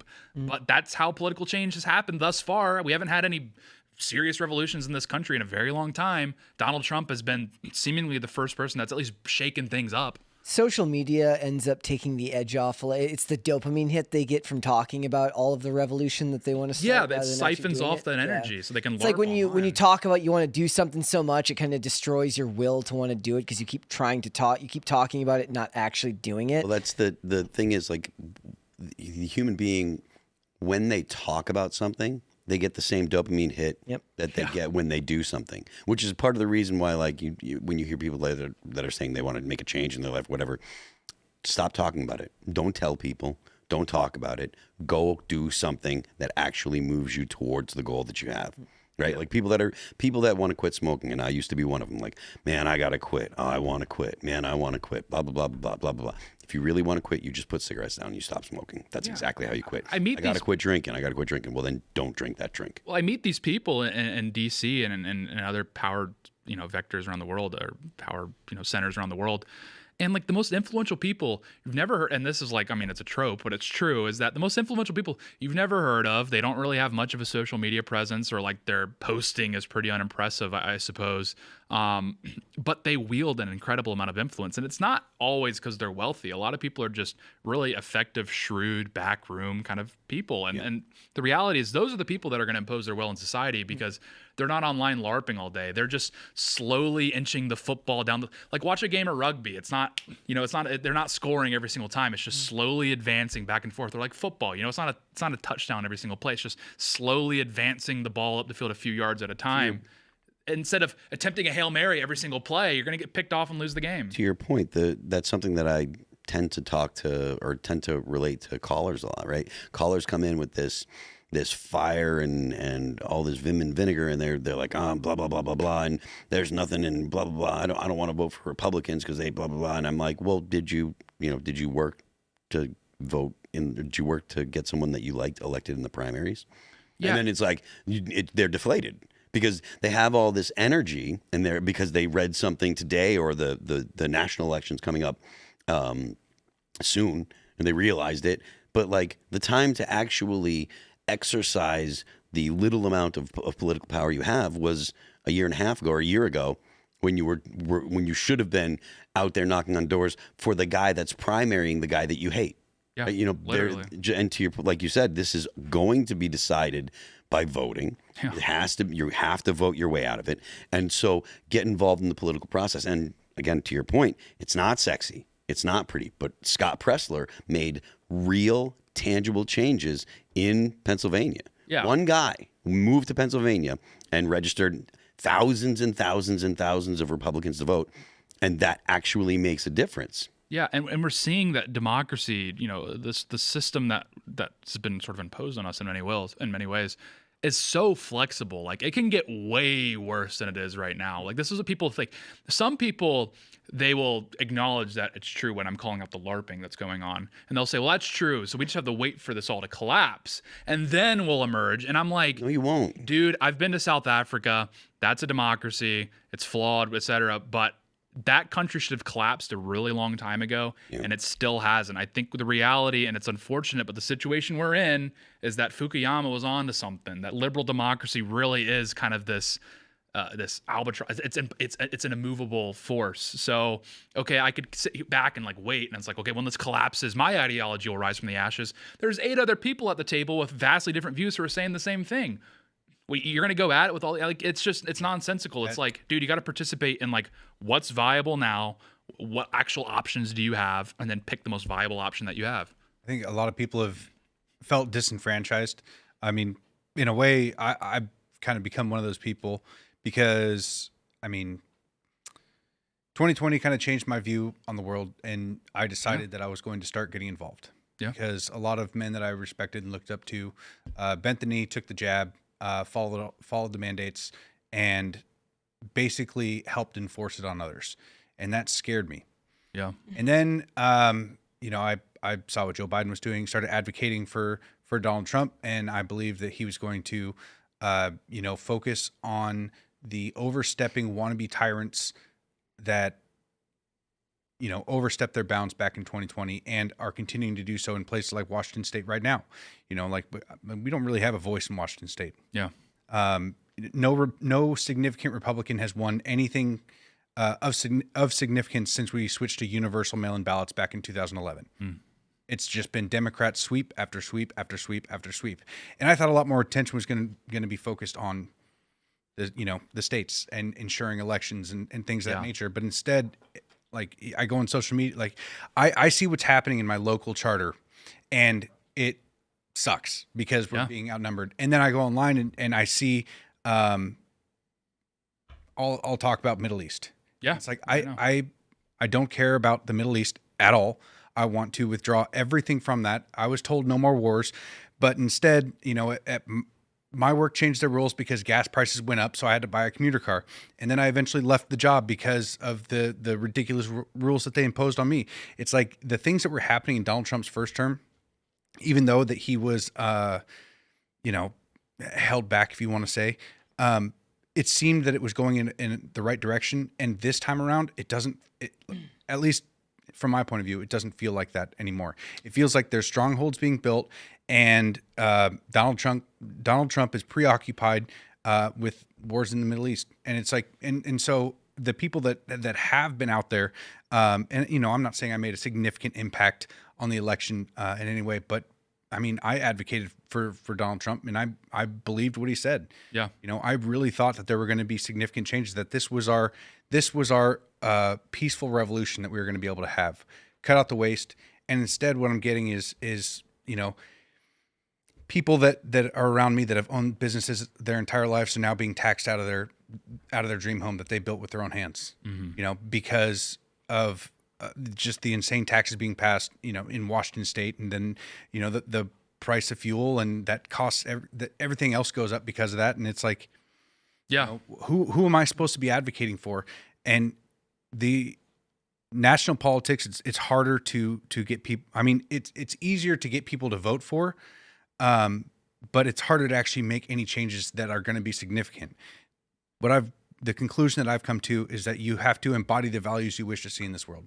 Yeah. Get married, stay married, have kids, and be involved in your school. Yeah. And your local charter. And I mean, it starts there. And, we have a lot of people online that always say, like you're saying, they get all riled up, and then, they're being incredibly promiscuous, and they're just, they're not dedicating their life to one woman and having kids and building a legacy with them. It's that American culture that we kind of long for.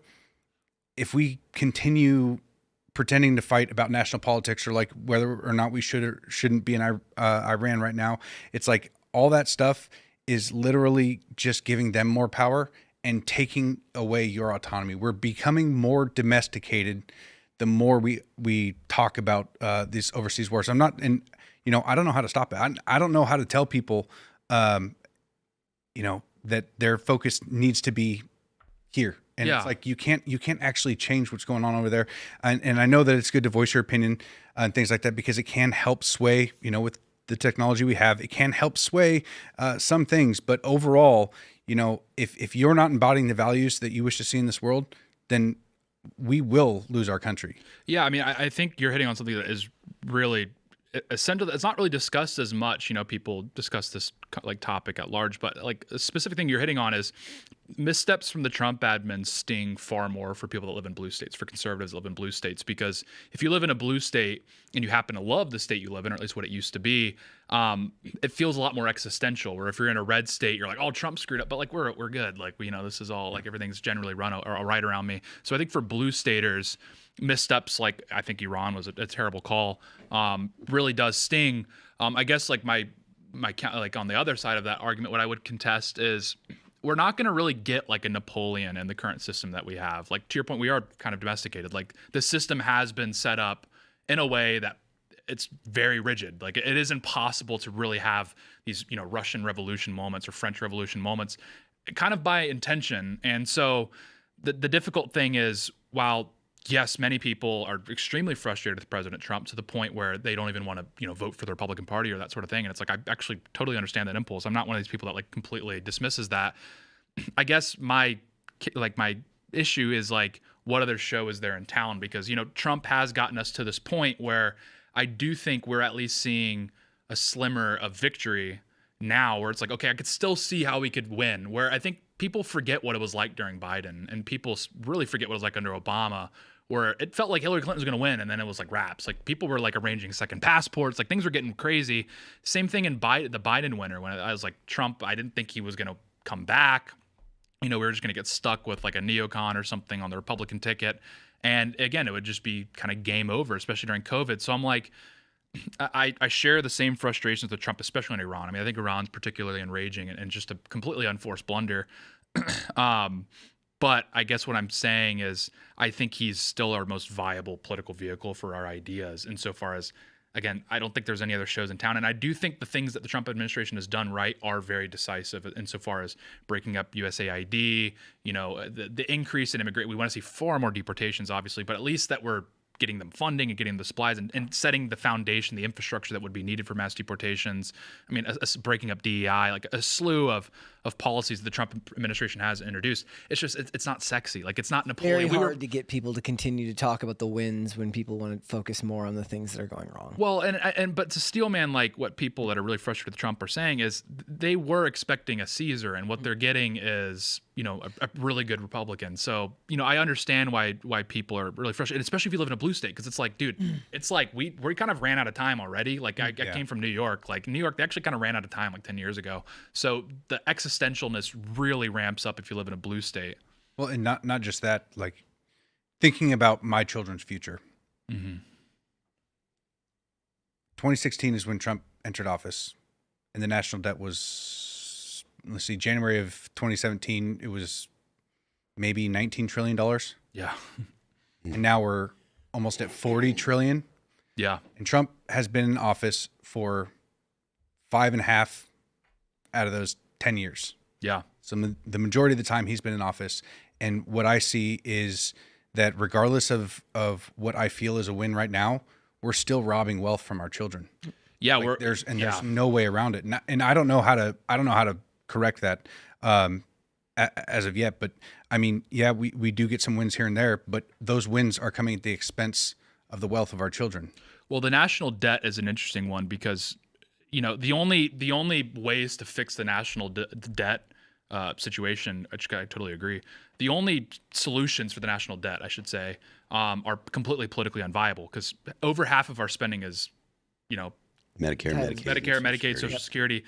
You even threaten to touch Social Security, you're done. Politically, you're done. Because it's a boogeyman even if you don't say it. Exactly, dude. Like Democrats will literally hit Republicans over the head with this all the time because they understand that the elderly, in many ways, are one-issue voters. A lot of them, they'll claim they weren't, but they are. Is that as soon as they come after, you know, your Social Security or your Medicaid, whatever you name it, they get really animated. So, like, the ultimate way to really chip away at our debt is we shouldn't be spending half of our budget on this. This is insane. No. The military budget, I think, could be shrunk a little bit, but I would say back down to like $800 billion, which is still a good amount of spending. But as far as like what's taking, you know, what is continuing this debt cycle, what is causing us to spend more than we're taking in, it is these massive welfare systems that we have. And people will hit on like low income welfare, and it's like that's a problem. But the main problem, because no one wants to talk about it, is Social Security, is Medicaid. And to your point, like Medicare, it's a political non-starter because the most reliable voting bloc in the United States is elderly people, is old people. And they're the ones that have, you know, they'll swear up and down, oh, well, I paid into this and I get this money because this is my money that I'm getting back. And the average person gets like something like, you know, 10 times the amount of money that they ever put in from Social Security. Yeah. And so the idea that, I mean, that's why I think that so many people on both the left and the right, like they've stopped thinking about fiscal responsibility because it's just something that you hear politicians talk about to get you to vote, right? Even Donald Trump. I didn't feel like that was something he was even pushing. Like in his first term, he talked about balancing the budget. I mean, but every president says that, but they like, can't. That's politically it's impossible. But the point that I'm making is even on the right now, you've got people that are like, you know, they think, well, we shouldn't have social programs for immigrants, but we should definitely have social programs for Americans or do something for Americans. And it stopped being a situation where there's economically conservative people in America. Like you've got a lot of people that are on the right that say, well, there should be programs for Americans because Americans are hurting. And it's true. Americans, you know, there are people out there that are, you know, low income that have been in the country, that have had families that have been in the country for generations. But there's no longer an appetite to vote for people that say, oh, we've got to do something about the budget. We've got to do something about the spending. It is political kryptonite. And in 2033, I think it is. That's when it goes insolvent, so to speak, which just means they're going to start funding it through other sources. Yeah. Which will be taxpayers. Yeah, it's going to be taxes. Everyone's taxes are going to go up by 5 to 10%, and to manage that bill. And the system that we're living in is so unbelievably indefensible insofar as we're transferring wealth from the young, from the capable, to the old and the incapable. From the broke to the rich, too. Well, yeah, to some degree, yeah. And so it's just completely indefensible. And this is what we touched on at pre-show as one of the most, you know, controversial subjects in conservative media right now is this is why I see property tax, the idea of property tax abolition really is just another form of wealth transfer from the young to the old. And the way I would sort of lay this out is, if you're not elderly and you're paying property taxes and you're advocating for the abolition of property taxes, I understand that. What I'm hitting on here is the main beneficiaries of property tax abolition will be the elderly. Like there's no doubt about it. It will be the elderly because it's the last tax that they really have to pay. The big beautiful bill really cut down Social Security taxes. So the last real tax that they have to pay is property tax.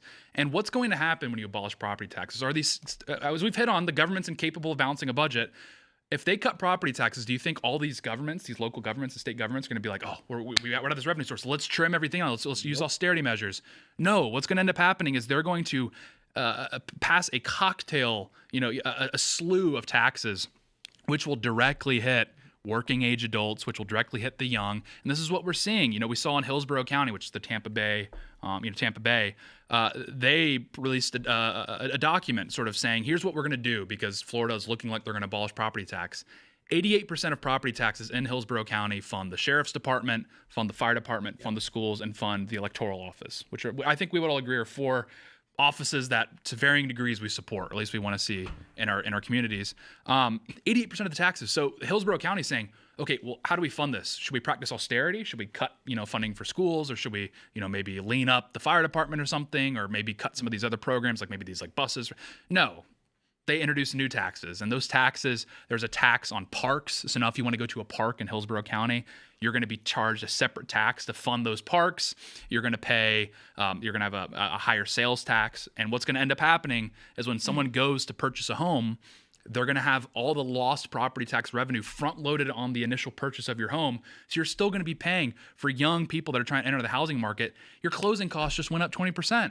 30% because the county can no longer depend on you for property tax revenue. So they got to get it from somewhere. That's, I guess what I'm trying to say is the money's got to come from somewhere. And so what's going to happen is it's going to be another wealth transfer from the young primarily to the old. Yep. All right, we're going to jump to this last story from Time Magazine. Community backlash to AI data centers is growing across the U.S. When Laura Beth moved to Coweta County, Georgia in 2023, she was drawn to her new home's rural location. It was far from any major roads or highways and had a sprawling open land behind it. Our last home, the surrounding area was becoming very overdeveloped. We had a distribution center less than a mile from our house, and it was just kind of this urban encroachment, she said. We knew about the land behind us and thought the worst thing it could be was a subdivision, because who in their right mind would want to build anything out here? Then at the start of 2025, she saw an article announcing that a new data center would be coming to her hometown. As she read it, a realization dawned on her. A hyperscale data center spanning more than 4.9 million square feet had been proposed and was expected to run right through her backyard. I didn't know who to reach out to, who to talk to, who could give me some help or more information, she says. So she decided to start a Facebook group called Stop Project Sale to connect with her neighborhood and with her neighbors and discuss the proposed plan. More than 8,000 people have now joined the group and have been organizing petitions, signing, installing yard signs, and mounting a legal fight against Coweta County and Atlas Development, the company behind the project. There are a lot of people that are very, very afraid of data centers. So I understand if you've got a data center going up like right in your suburban neighborhood, that can be off-putting. But overall, the fear that I hear from people about data centers, they're like, oh, they're going to take up all the water, and they're going to charge your electricity costs are going to go up. And if you do some research with an open mind, because a lot of people that are against data centers are against data centers on an emotional level, right? They're like, oh, AI is bad and these data centers are bad, and so you can't convince them. They're not going to be convinced. But if you do some research with an open mind, the idea that data centers use up water is just totally wrong. Like it's a closed system usually.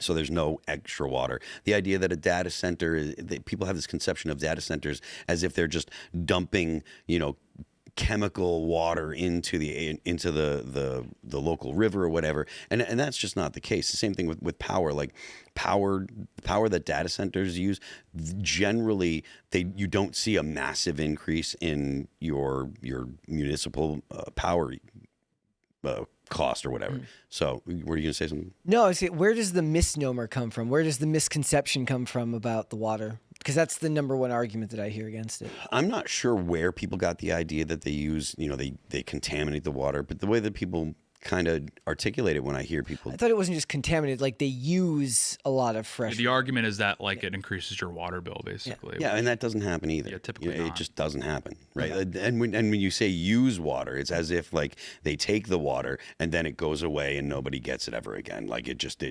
it's almost like they're breaking up the chemical composition. What were the stories that were coming out where they're like they thought the poison lettuce was because all the fresh water is going to the data centers and Yeah, they were using I've sewage. heard people say that it like makes the water really hot, like heats up the water that it uses. Well, when you heat up water, it just turns to steam and then goes into the, it evaporates and the water doesn't like disappear. That's the thing. Like It just breaks down. The idea that people have that like, oh, the water is going to get used up and we're not going to have any water to drink. It's like that's not how it works. Like water that gets heated, boils and gets evaporated. I understand. Yeah, I understand like the opposition to data centers and like suburbs. Like I live in Northern Virginia and there's data centers everywhere, and I think they're horrific. They do make noise. There's people that are data center proponents and they're like, "What do you? That's the airport." I'm like, "Dude, no. Like I drive by them and I can hear them. Like they're annoying. They're loud."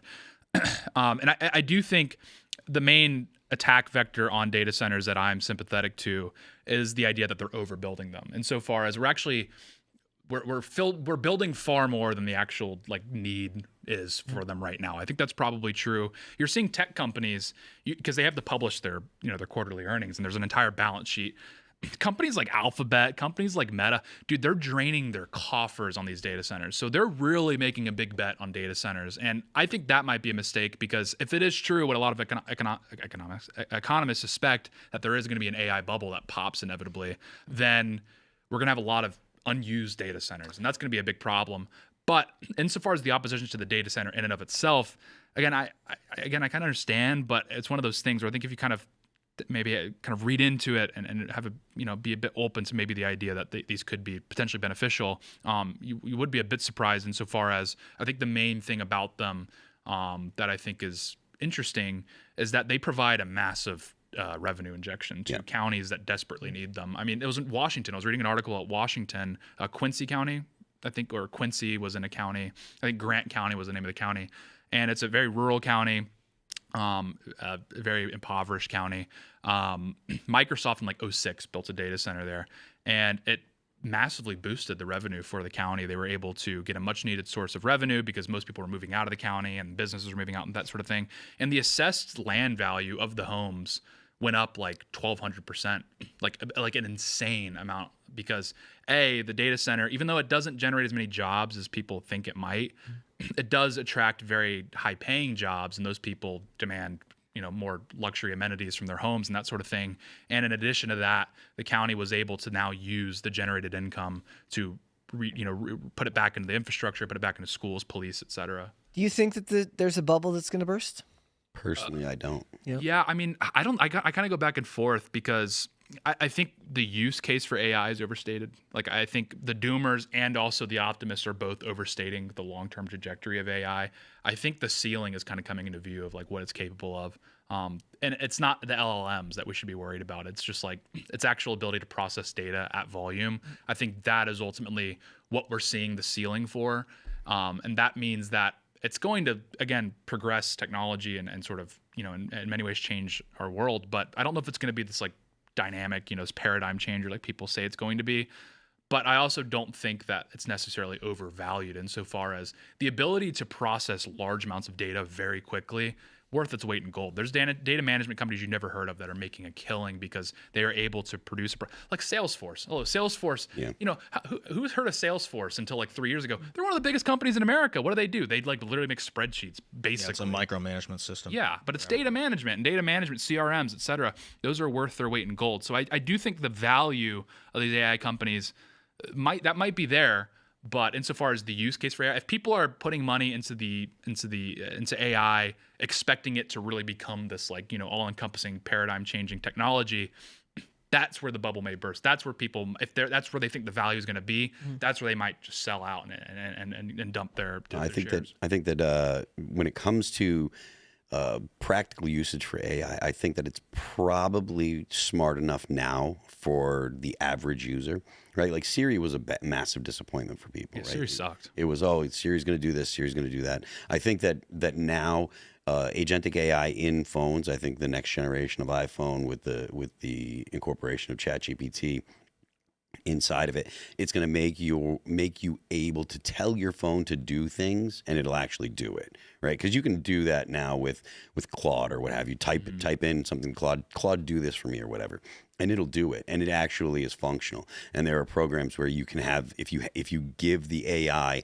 access to your computer, to your desktop, it can open up open up browsers, go to websites, do things, book stuff for you. You give it a credit card, it can go ahead and pay for things for you. You can do all that stuff. And that's going to be, I think, the reason why people haven't adopted it. They say that AI has jagged edges, right? If you look at the things that AI is capable of and how much people are actually using it, I think the missing thing is the killer app, quote unquote, right? Like, so everyone that has a phone, when you can have a phone and just say, do this, and it does it, and your grandmother can do that, right? Your boomer grandmother can say, you can say, oh, Granny, you can just say blah blah blah, do this, and it does it. I think that's when people are going to realize, oh wow, AI actually is capable. It can do all these things, and it does make my life easier. And then, as for the ability to, have AI in like robots, you see a lot of people talking about robots, and a lot of companies are building robots and stuff. Once the AI is able to, navigate the real world, because right now, everyone knows I got a Tesla and it does the full self-driving thing. And I'm like, very rarely do I drive anymore. I just get in and I type in the address and it does it all for me.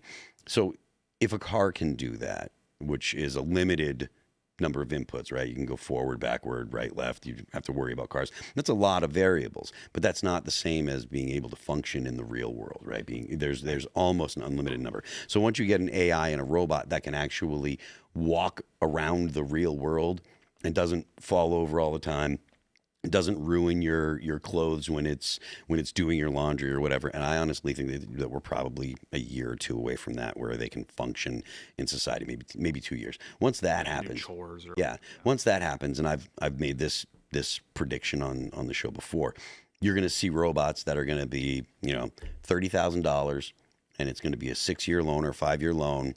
And it's going to be at 7, 8, 9% for the loan, just like a car. And people are going to say, do I want to get a second car to go and take me to my job or what have you? Or do I want to get a robot that can do a bunch of things around the house and save me time? And I think that people are really going to start, getting into that. I think young people will be first, but you'll see a lot of people getting into that. And then as time progresses a little bit, you'll see a lot of millennials end up, when they get old, they'll get, assisted care by robots, because there's a lot of millennials that don't have kids. These things I think are well within the realistic scope of what AI capable robots are going to be able to do. So I don't think that it's a bubble. I think there's some bottlenecks, but I don't think that it's actually a bubble. I think that the ability to process information and intelligence is the most valuable thing human beings have ever discovered. I think that the ability to, intelligence is the most valuable thing on the planet. Yeah. Right. And if you can artificially produce intelligence that makes people's lives easier, then I think that there is basically an unlimited desire for that. I can tell that you might have a different perspective.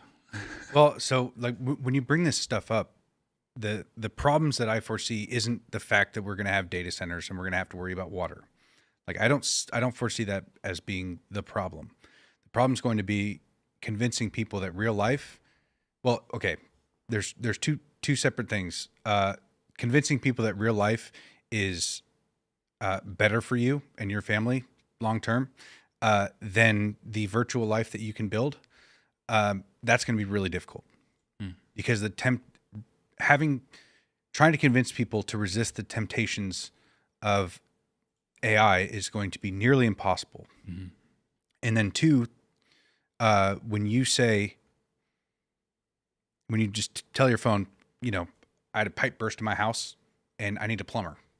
Hire me the best plumber for the most reasonable rate. That's selection. Mm-hmm. And that to me reads credit score, like social credit score, that you're going to be auto selected out if you're a controversial person by these AI groups or this kind of AI, is that you are going to be, and it's in a way it's this way now with how we use algorithms. You can have a phenomenal podcast and nobody hears it. You can have great thoughts and nobody will hear it because it's very, very difficult to break through that. Once it gets complete control of almost every industry, you're going to have businesses that thrive that are selected to thrive.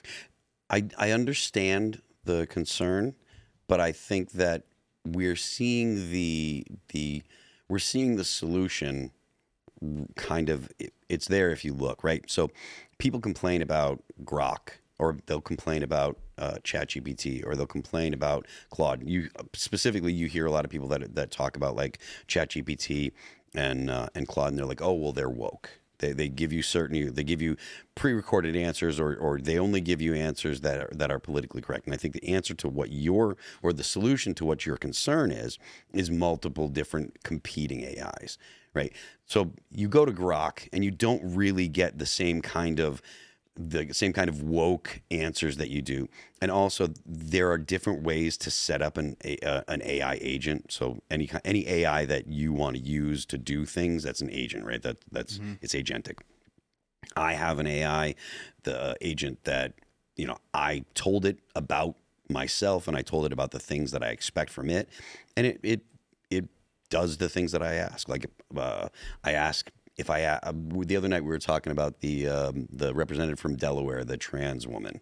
What's his name? Oh, I forgot. Sarah McBride. Ashley something? Sarah McBride is the. And I said, is Sarah McBride a man? And the answer was biologically male, born a male, trans female. So it was accurate, and it wasn't like, no, Sarah McBride's a woman because you have to accept her worldview or whatever. So the ability to have an AI that doesn't do things like you said, like, worry about social credit scores, that is being hashed out right now. And that's one of the things that, whether or not you're a fan of Elon Musk, that's one of the things that Grok, he's trying to make sure that Grok doesn't do. And, the people that work at Anthropic, right, they're all very, very left-leaning, very, very woke. And Claude is a reflection of that. Same kind of thing with ChatGPT. But if you go with the Chinese open models, right, like Kimi K, it's not the same kind of thing. So it depends on which AI you go with, and you're going to have a choice. You're going to say, I want this in my AI, I want that in my AI, and that's only going to become more as people demand more. Because one of the things that markets have always done is offered people selection, and the more options you have, the less you're going to be pigeonholed into one specific thing. So I understand what you're saying, because the possibility is there. I mean, that's what goes on in China. Like the AI models that China gets are not the same ones that they put out to the rest of the world. That is what happens in China. But as long as there's a market where you have competing AIs, there's going to be people that are going to say, hey, I don't want this from an AI. I want an AI that does this, does that. Well, I think, Nate, you made a really interesting point, which was, I don't know if people will be able to resist. And I think we kind of touched on earlier with some of our previous conversations that seemingly people cannot resist the urge to smooth out their life insofar as to remove potential obstacles or friction. And I think what you're hitting on is really important there, because that would be maybe my one fear with AI, because while anecdotally I have seen Zoomers specifically almost like I'm a tech optimist, but the way I actually my relationship with technology is almost very like Luddite. Like my phone's really one of the only technologies I have in my home. I prefer my car to have no gizmos or gadgets whatsoever. But I don't know if that's going to be, because I know anecdotally a lot of other people that are ditching their smartphones for dumb phones and that sort of thing.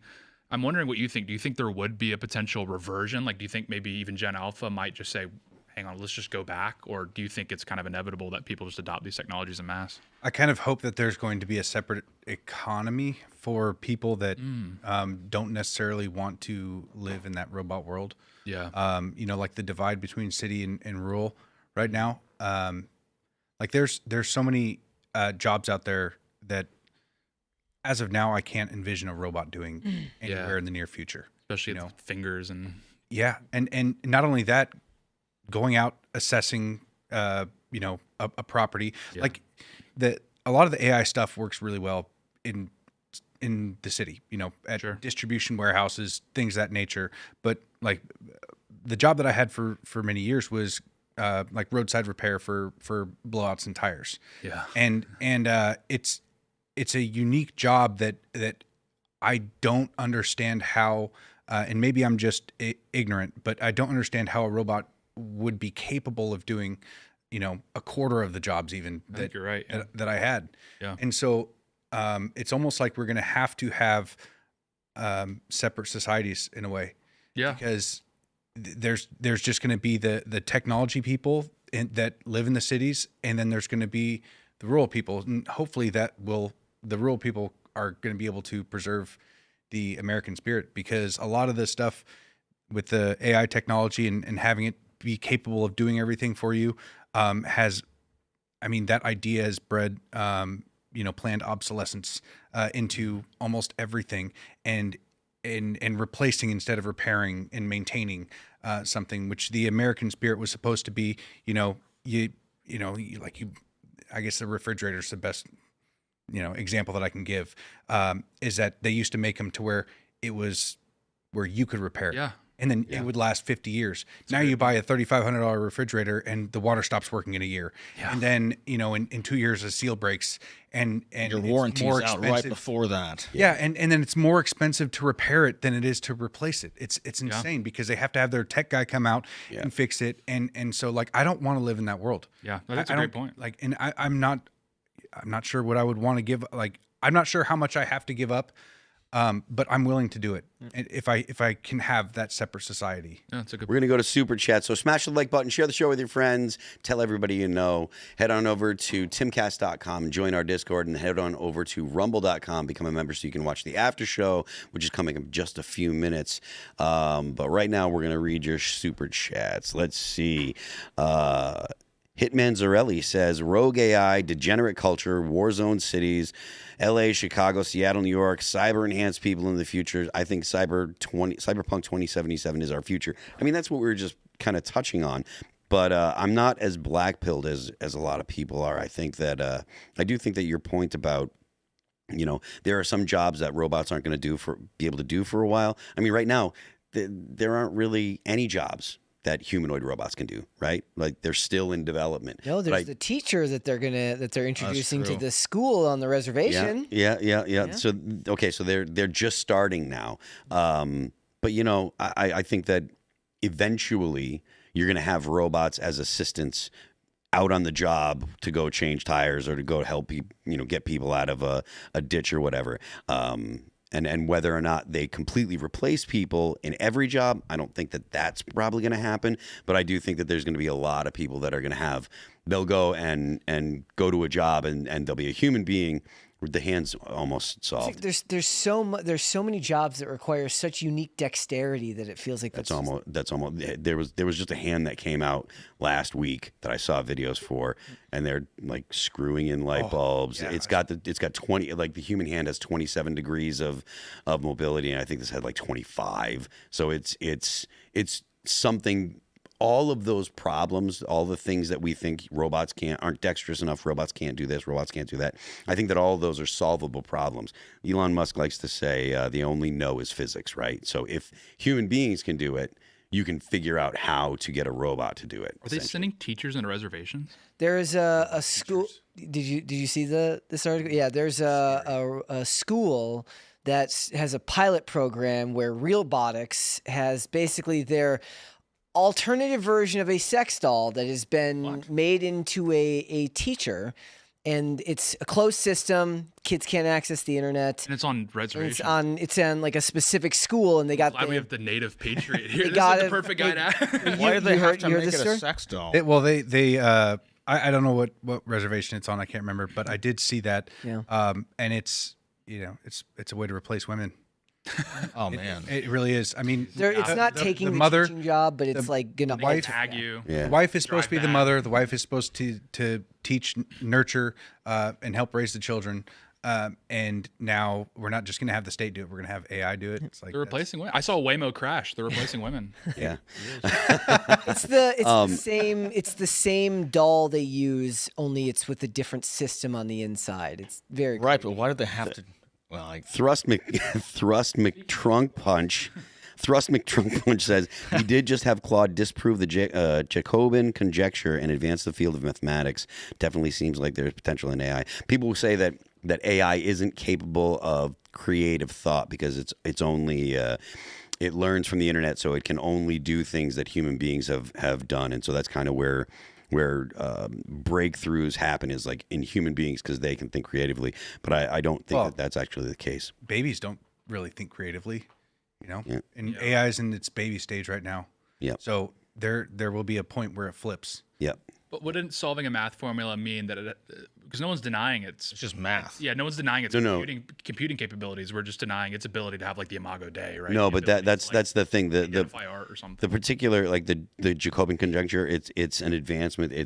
It's one of those kind of math problems that human beings haven't been able to solve yet. But that's like no one's How do we know no the one's, answer no one's is right, completed though? chess, but that would be a computing issue, not a creative issue. I don't know enough about mathematics to be able to answer your question properly, to be honest with you. So, I'm still firm that I've seen the ceiling of AI. Forced Name Change says, I'm an agnostic theist. I believe in God, but I recognize that there's no way to prove he exists. God wants it this way. Knowing ends faith. Your faith will be tested, not your knowledge. I mean, that's fair enough, you know.